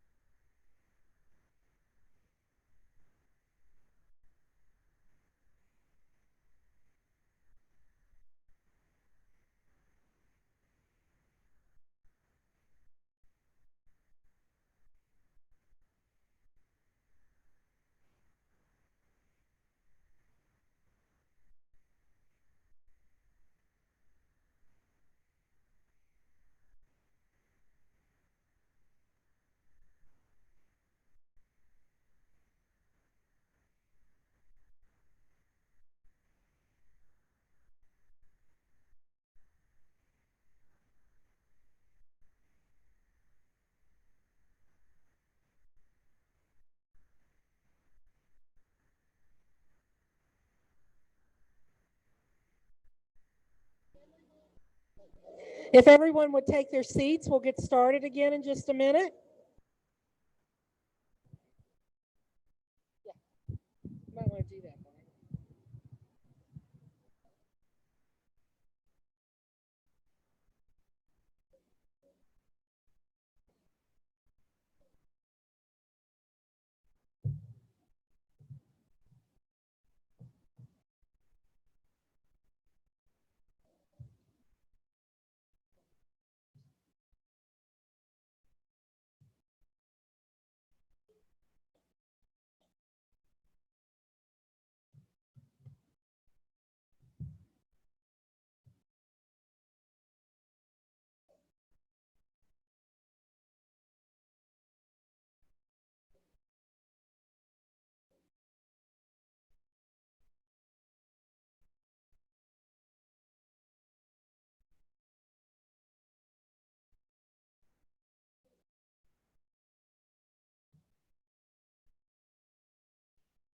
Our next set of candidates are going to be for Dry Ridge City Council. And for the Dry Ridge City Council and Williamstown City Council races, we're breaking those into two groups just because of the sheer number of candidates. So we didn't want them all on the stage at once trying to share all the microphones. And the order that they are going in was actually the order they drew that they will appear on the ballot. So that's how we determine that. So our first group is going to have 3 in it for Dry Ridge City Council: Ashley Humphrey Brinker, Ronald Maddox, and Mr. Clay Crupper, and they will be on stage momentarily.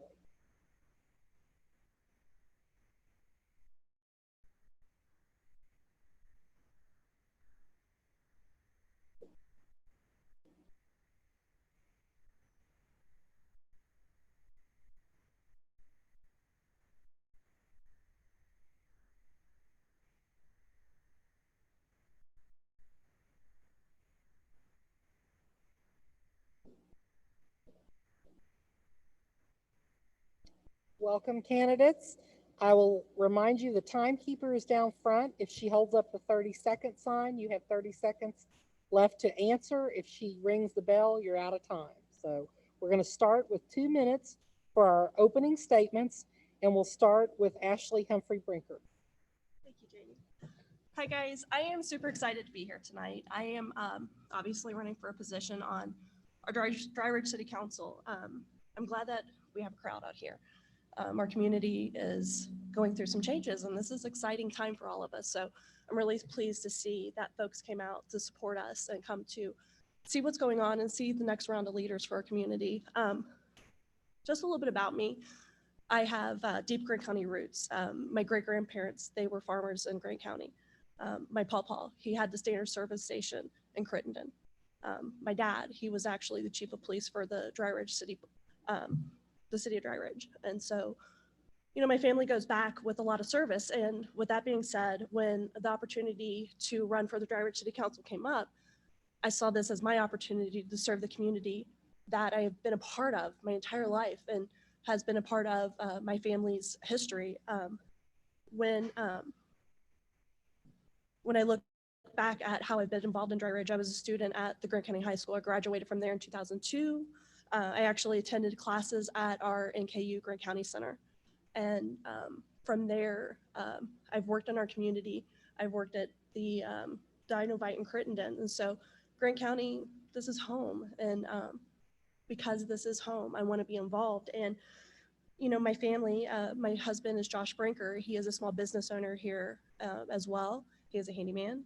My daughter, she goes to Dry Ridge Elementary. I also moved back to to the street I grew up on. I grew up on Ray Street. And when I saw the opportunity to move back home onto the street I grew up on, I took that opportunity. So I'm looking forward to the potential to work for the citizens of Dry Ridge. I know that we've had a lot of different folks on council and we've had a lot of different leaderships over the years. And thank you. Thank you. Mr. Maddox, 2 minutes for an opening statement. Thank you, Jamie. I want to thank everybody who came out tonight. It shows a great appreciation for what's going on in this county. A little bit about me. My name is Ronald Maddox. I grew up in Jonesville, where basically all of my family was. Miss Marlene and Dwight are out there. They were our neighbors. I graduated from Grant County High School in 1988. From there, in 1990, I started with the Dry Ridge Fire Department. I worked there for 20 years and served the community of Dry Ridge in that capacity. I took some time off from serving, and then about a little over a year ago, there was a death from council, and I got appointed. Since then, I have been diligently working for the city of Dry Ridge. I love this city. I love our city of Dry Ridge. It is where I grew up. I did a lot of things there. I grew up in Dry Ridge. Basically, I'm here to help. I want to see us prosper, and we have to have a progressive council, a progressive mayor, and we have to have the people that stand behind us to do exactly that. We cannot go back to where we once were. Today, we must move forward, and that's what I'm here for. I appreciate your time. And Mr. Clay Crapper will give you 2 minutes for an opening statement. Thank you very much, Jamie. I appreciate the opportunity of being here tonight. I want to thank the Chamber of Commerce, the Grant County Youth for putting this on. I think it's a great thing for the people of Grant County to get to see and hear their candidates. I've lived in Dry Ridge. I got married in 1956. I moved Dry Ridge in 1957, raised my family, been on the town board, been mayor, and I've enjoyed it. I've tried to work hard for the city, and I hope to, if the voters will let me and vote for me, serve the next 2 years on the Dry Ridge Council. And I appreciate every one of you all for coming out tonight, and I will not take any more of your time. Thank you. We'll get started with questions. And Mr. Crupper, we'll start with you. What do you believe are the responsibilities of being on city council, and how will you serve the city residents outside of just attending meetings? Jamie, I'm having a little hard time hearing you. I'll repeat that for you. What do you believe are the responsibilities of being on city council, and how will you serve the city residents outside of just attending meetings? Let him tell. What are the responsibilities of being on city council, and how will you serve the city residents more than just attending meetings? Yeah, I'm getting some feedback through this microphone, but I look forward to serving on the council. I want to see Dry Ridge grow. It's growing fast now. We want to try to keep our taxes low and provide better services and keep our spending down. And I think that's the biggest thing we got facing us right now. And I'm proud to be able to work with the city council that we have now and the future council, that we all work together for the better of Dry Ridge. Okay. And Mr. Maddox, what do you believe are the responsibilities of being on city council, and how will you serve the city residents outside of just attending meetings? Well, first things first, this is not a 2-day-a-month job. If you're not up at the city building doing work, doing research, making sure that things are going along, personally, I don't see that you're doing your job. I was appointed to this job. I hope to be elected into this job. But I'm not here to say that every first and third Monday that I'm supposed to be there. I'm supposed to be there as much as I possibly can and make sure that that your all's voices are heard and that the things are done. If we're only there twice a week or twice a month, I'm sorry, we're not doing anything. All we're doing is being uninformed. So what I've tried to do is be there as much as I possibly can. That's what I'm going to continue to do. I'm open. All you have to do is get a hold of me.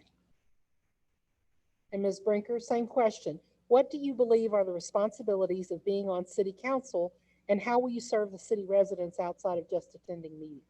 Thank you, Jamie. When it comes to holding a position on city council, this isn't, like Mr. Maddox has said, this isn't a 2-meeting-a-month position. We are literally serving taxpayers and citizens of our community, and that involves us being involved For example, I know Dry Ridge is having our trick or treat this Saturday. And I think that that's fantastic. And that's an opportunity for council members to be involved. But there's other family-friendly events that our community puts on as a city that we need to be involved in. And if we're not talking about the fun things, we also have to be aware of the fiscal responsibilities that come along with this position. We're talking about, I'm a taxpayer, you guys are taxpayers. We're talking about the money that we are investing in our towns through those taxes. And so I feel like my responsibility is to use that wisely and to be wise with those decisions, to be somebody to listen to our community. And that is where we will succeed. And that's where I will succeed in this position if I'm appointed it. Mr. Maddox, without an EMS funding solution that includes financial help from the county and other cities, would you be in favor of pulling back Dry Ridge EMS to just the city limits? Why or why not? That's a tough question. Personally, I believe that we need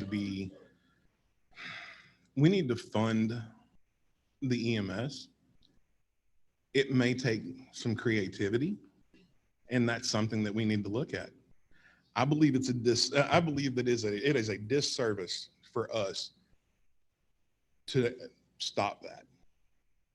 If it comes to that, and that is our only option to pull back, personally, I think we have failed this county.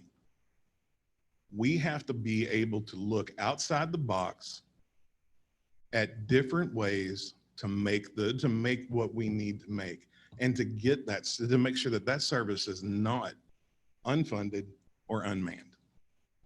Ms. Brinker, without an EMS funding solution that includes financial help from the county or other cities, would you be in favor of pulling back Dry Ridge EMS to just the city limits? Why or why not?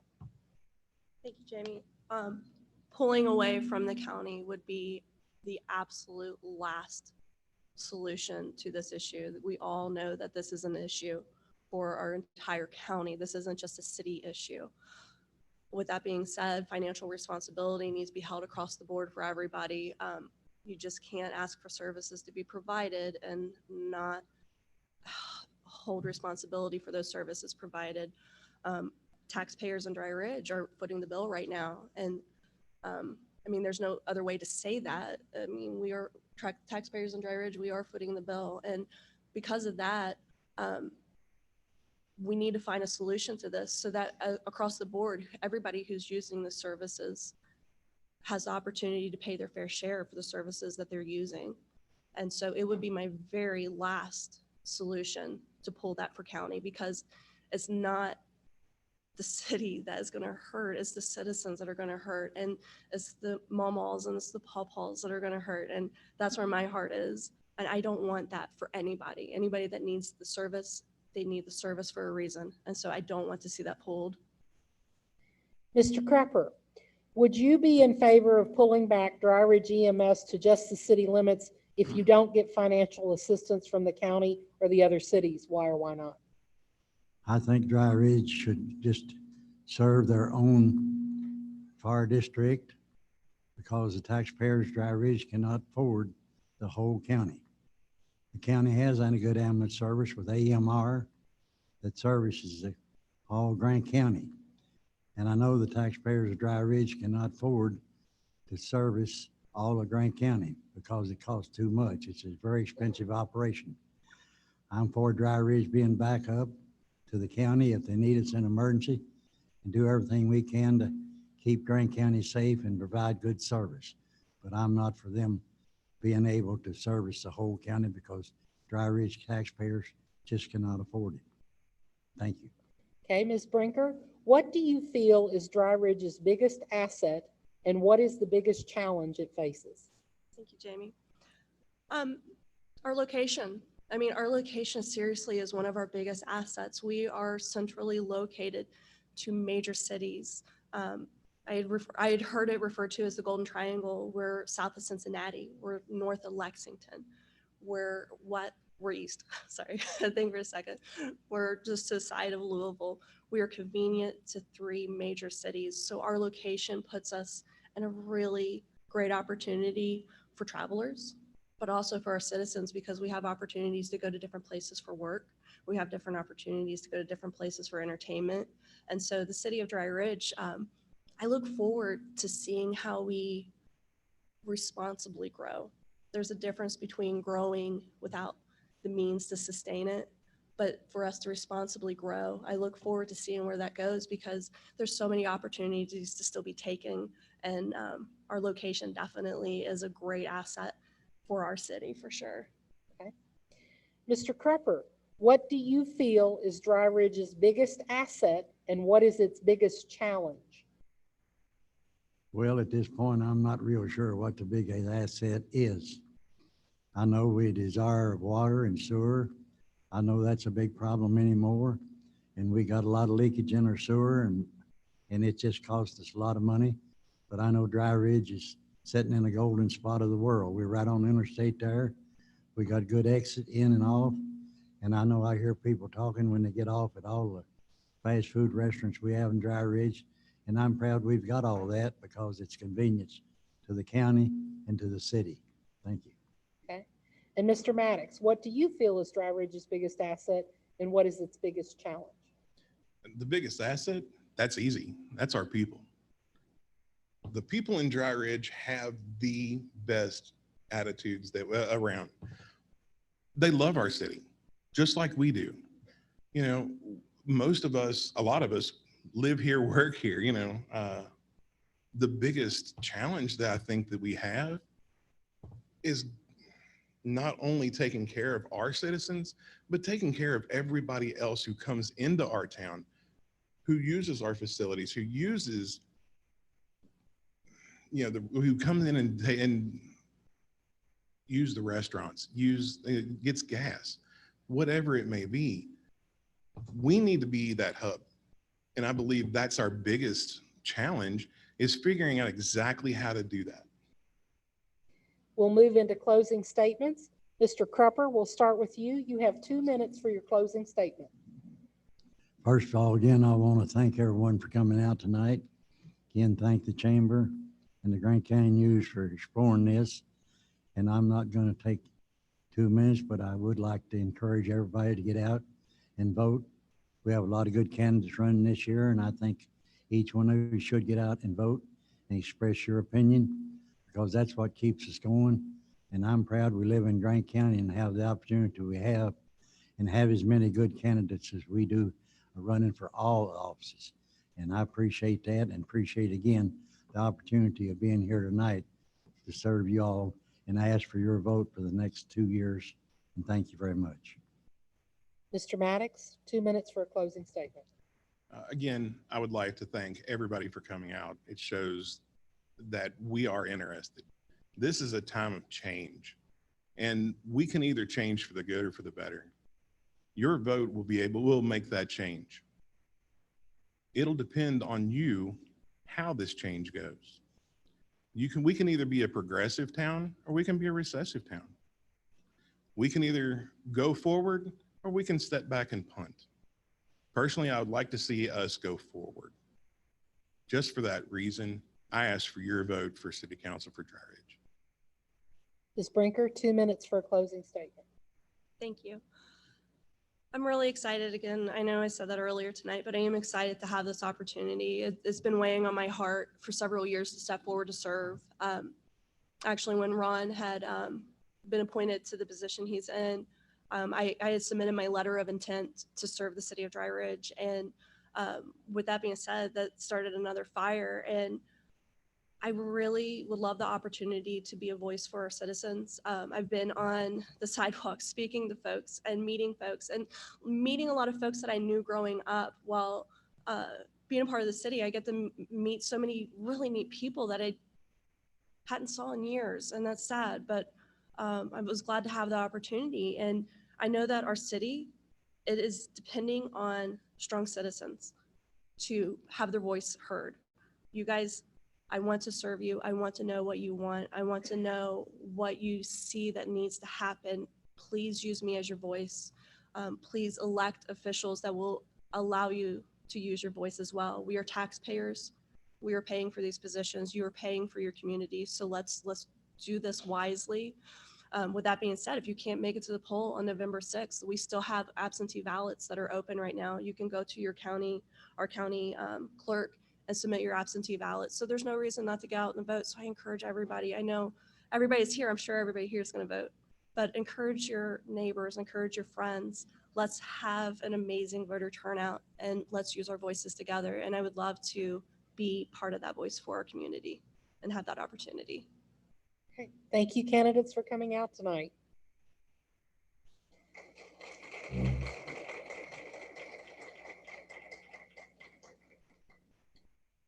Next, we'll have the second set of candidates for Dry Ridge Council, Gail Thomas Whaley, Carissa Hewitt, and Paul Samples.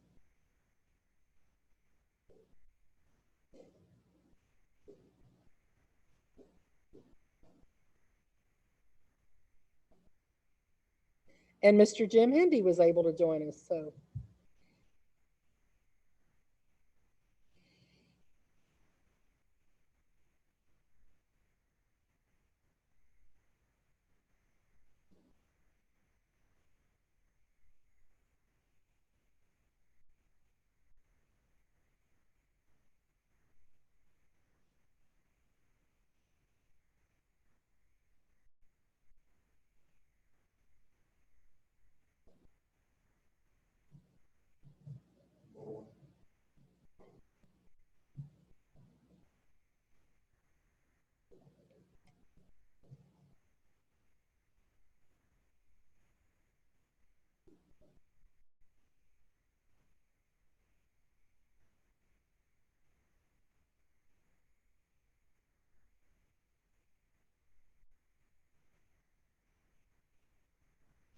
All right, I'll remind the candidates, our timekeeper is down front. If she holds up the 30-second sign, you have 30 seconds left for your answer. If you hear the bell ring, your time is up.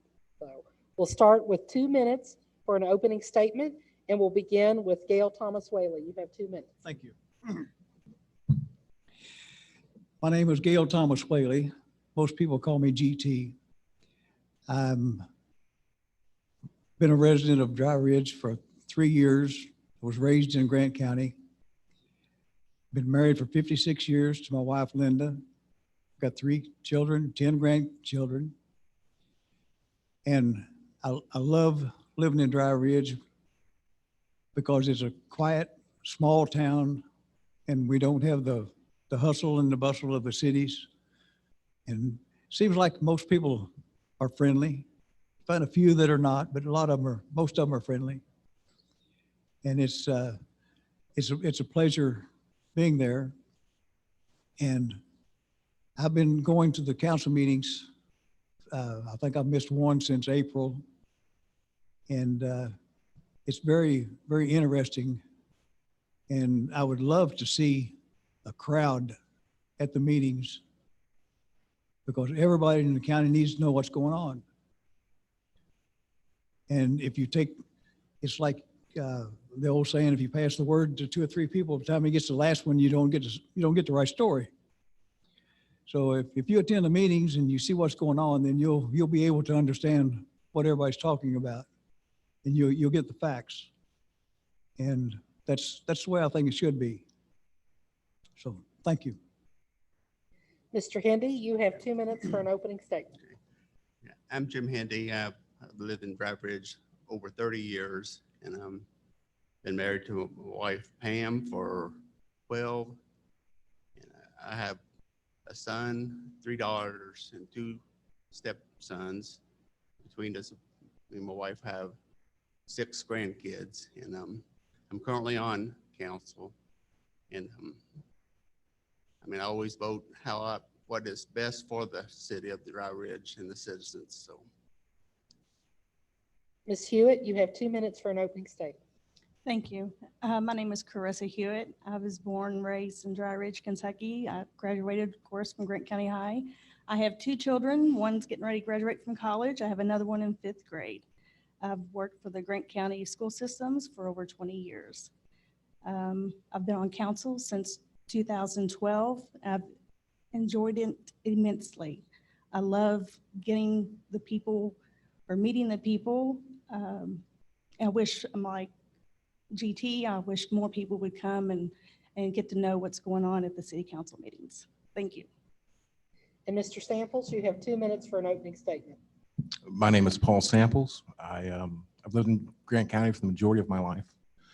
I grew up in Crittenden. My wife grew up in Dry Ridge. We currently reside in Dry Ridge. We've been there since 2012. I've spent probably, I guess, half my adult life in Dry Ridge. I have a 2-year-old boy. I am a technology expert. I have 15 years experience in the technology industry. I built custom computer systems, servers, network management, things like that. I have a vision for Grant County, for Dry Ridge particularly, of a Silicon Bluegrass. I believe that we have potential to attract high-paying, high-tech jobs, and our people can benefit from that. Thank you. Mr. Samples, we'll start with you with a question. What do you believe are the responsibilities of being on city council, and how will you serve the city residents outside of just attending meetings? Well, the purpose of government is for public safety and to ensure infrastructure. So we need to focus on water, definitely. Our water rates are way too high. We can bring that down a couple different ways through innovative use of technology, exploring options for self-sufficiency. As far as public safety goes, safe, affordable water is a public safety issue, in my opinion.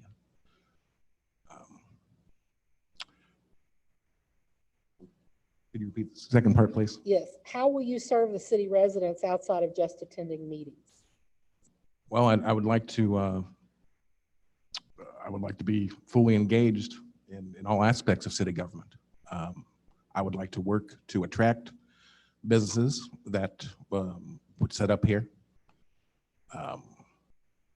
Thank you very much. Okay. Mr. Hendy, what do you believe are the responsibilities of being on city council, and how will you serve the city residents outside of just attending meetings? Well, like I said in my opening statement, I always vote how I think is best for the city and the residents, and I don't vote if something's going to make somebody mad at me. If it's best for the city, I'm going to vote that way. And as far as helping, I just be a good neighbor to people who live in my subdivision, and just if they need help with anything, I just help them out. Thank you. Ms. Hewitt, what do you believe are the responsibilities of being on city council, and how will you serve the city residents outside of just attending meetings? I think the responsibility for council members is to get out there and get in with the public, speak with the public, not on the phone call, but on foot. I also believe that not just to attend meetings, you got to go and speak with those other council members in other cities also.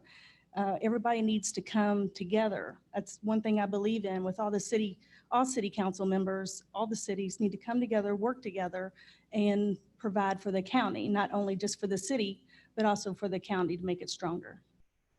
And Mr. Whaley, what do you believe are the responsibilities of being on city council, and how will you serve the city residents outside of just attending meetings? Well, the main concern being on the city council is to know the feelings of the people in the community and what their concerns are. I mean, everybody's got concerns. Some of them may be minuscule, but most of them are honest and need to be heard. And if you don't have somebody that's going to listen, then you got no reason being on the council in the first place. And as far as what would I do for the community, my position on the council, with the help of 3 more, which would have to be a majority, would be to help hold taxes down and get rid of unnecessary spending and try to get some businesses in the buildings that we've got throughout the city that are not being used. I mean, we've got Food Line that's empty. We got a lot of stores at the mall that are empty.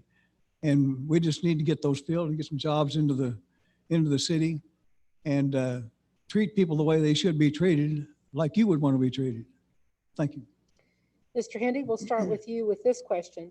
Without an EMS funding solution that includes financial help from the county and other cities, are you in favor of pulling back Dry Ridge EMS to just within city limits? Why or why not?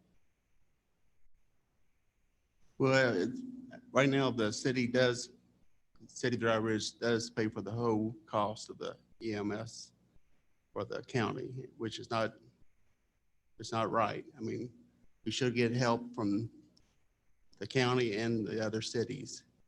And there's been debate about it, if we should cut the service, and actually, we should set a deadline to cut the service, and because they would have to, this county would have to go through the process of getting certified, and so I would support, if we don't get support, to cut the service. Mr. Whaley, without an EMS funding solution that includes financial help from the county or other cities, are you in favor of pulling back Dry Ridge EMS to just within city limits? Why or why not? I'm in favor of pulling back. And there's more than one reason. It's the budget for one thing. You're never going to make money in the ambulance business in the first place. And a lot of people don't actually know that if you don't have people to man the ambulances that are certified, you can only run one and do it properly if that's all the staff you've got. But if most people don't know, if you call an ambulance, you're going to go to Grant County Hospital. And you're going to sit there for an hour or two, and then they're going to send you to St. E. You tell that ambulance driver you want to go to St. E, he's going to say you're going to Grant County Hospital. I mean, that's a fact. And I just don't agree with it. And I think we need to do something about it. Mr. Samples, without an EMS funding solution that includes financial help from the county or other cities, are you in favor of pulling back Dry Ridge EMS to just within city limits? Why or why not? To me, it's a question of responsibility. There does need to be EMS in the county. It shouldn't be Dry Ridge's responsibility to fund that. I would end service outside of city limits if the other county entities, the cities and the county, do not want to help us with covering the funds on that. We shouldn't be subsidizing the entire county. Thank you. Ms. Hewitt, without an EMS funding solution that includes financial help from the county or other cities, are you in favor of pulling back Dry Ridge EMS to just within city limits? Why or why not? Yes, I would. Just the fact that I know everybody would get scared. Oh my gosh, I don't have it, outside the city limits. I don't have an EMS. I don't have an EMS. Yeah, you will have an EMS. And it'll eventually, I'm not saying it'll eventually get there, but nobody's going to leave anybody stranded. There will be somebody out there. People are scared because they're thinking, we don't have EMS. There's AMR. They're out there. I believe they have 2 new trucks. So also, I got to think for the citizens of Dry Ridge. We're spending their money on outside the county. Now, the whole thing, I think, ought to be revamped. It ought to be all done all over again. I think all the cities, again, ought to get together and say, hey, what is the problem? Decide what the problem is and work together to fix it. And if nobody wants to jump in and support us, then yeah, I would pull back. And I do not think there would be a problem if anybody had, an issue or a wreck on Dry Ridge Mountain Zion Road, somewhere outside the city limits. So yes, I would pull back, just thinking of the citizens. Thank you. Okay. Mr. Whaley, what do you feel is Dry Ridge's biggest asset and what is the biggest challenge the city faces? The biggest asset for the city is the people. I mean, it's the people that put their input into situations that's happened within the city. And to me, the citizens are more important than anything we have. I mean, you can have all the business you want, but if you don't have the right people running everything and doing things the way they should be and doing things out in the open instead of hiding them, it would be a lot better and a lot simpler for everybody concerned. Mr. Samples, what do you feel is Dry Ridge's biggest asset and what is the biggest challenge it faces? The biggest asset, I think, is geographical location.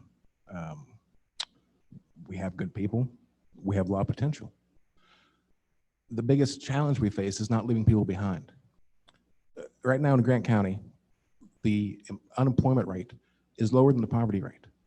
That shouldn't be. People should not be working and not able to get out of poverty. We have to pull our resources. We have to focus on the future. We can bring prosperity to everyone here if we work towards it. Thank you. Ms. Hewitt, what do you feel is Dry Ridge's biggest asset and what is its biggest challenge? I think the asset, like Paul said, the community and the citizens. I like to, and also a challenge is getting businesses in here. And I know a lot of requests, people want for things to come in for kids, for youth. I think that is a big number one issue, not a number one issue, but I think as a huge issue for our youth on trying to get something good for them to have. That's all. Thank you. Okay. Mr. Hendy, what do you feel is Dry Ridge's biggest asset and what is its biggest challenge? Its biggest asset is its location. It's halfway between Cincinnati and Lexington, and we're right on the interstate. And so there's room where we can grow as the city.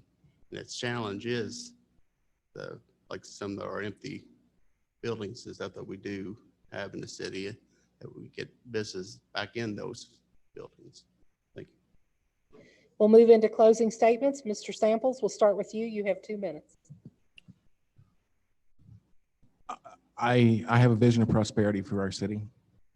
I want to see security. I want to see good careers for people. I want to see my son staying in the community when he's older. I know the way to do it. I know the way to the future. If you vote for me, I'll help you get there. Thank you. Ms. Hewitt, you have 2 minutes for a closing statement.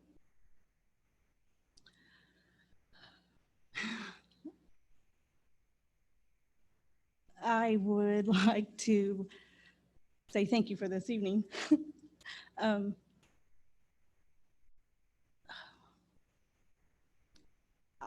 I've been on with Dry Ridge City Council since 2012, like I said before. And I'm not going to sugarcoat anything. People's not going to agree with everything I vote for. And it's a fact that, nobody agrees with everybody. And that's just life. But I want to let you know that most important, the citizens of Dry Ridge. I want to make sure their safety and they're protected and they are proud of their community that they live in. I would very much appreciate your vote on November 6th. Thank you. And Mr. Hendy, 2 minutes for a closing statement.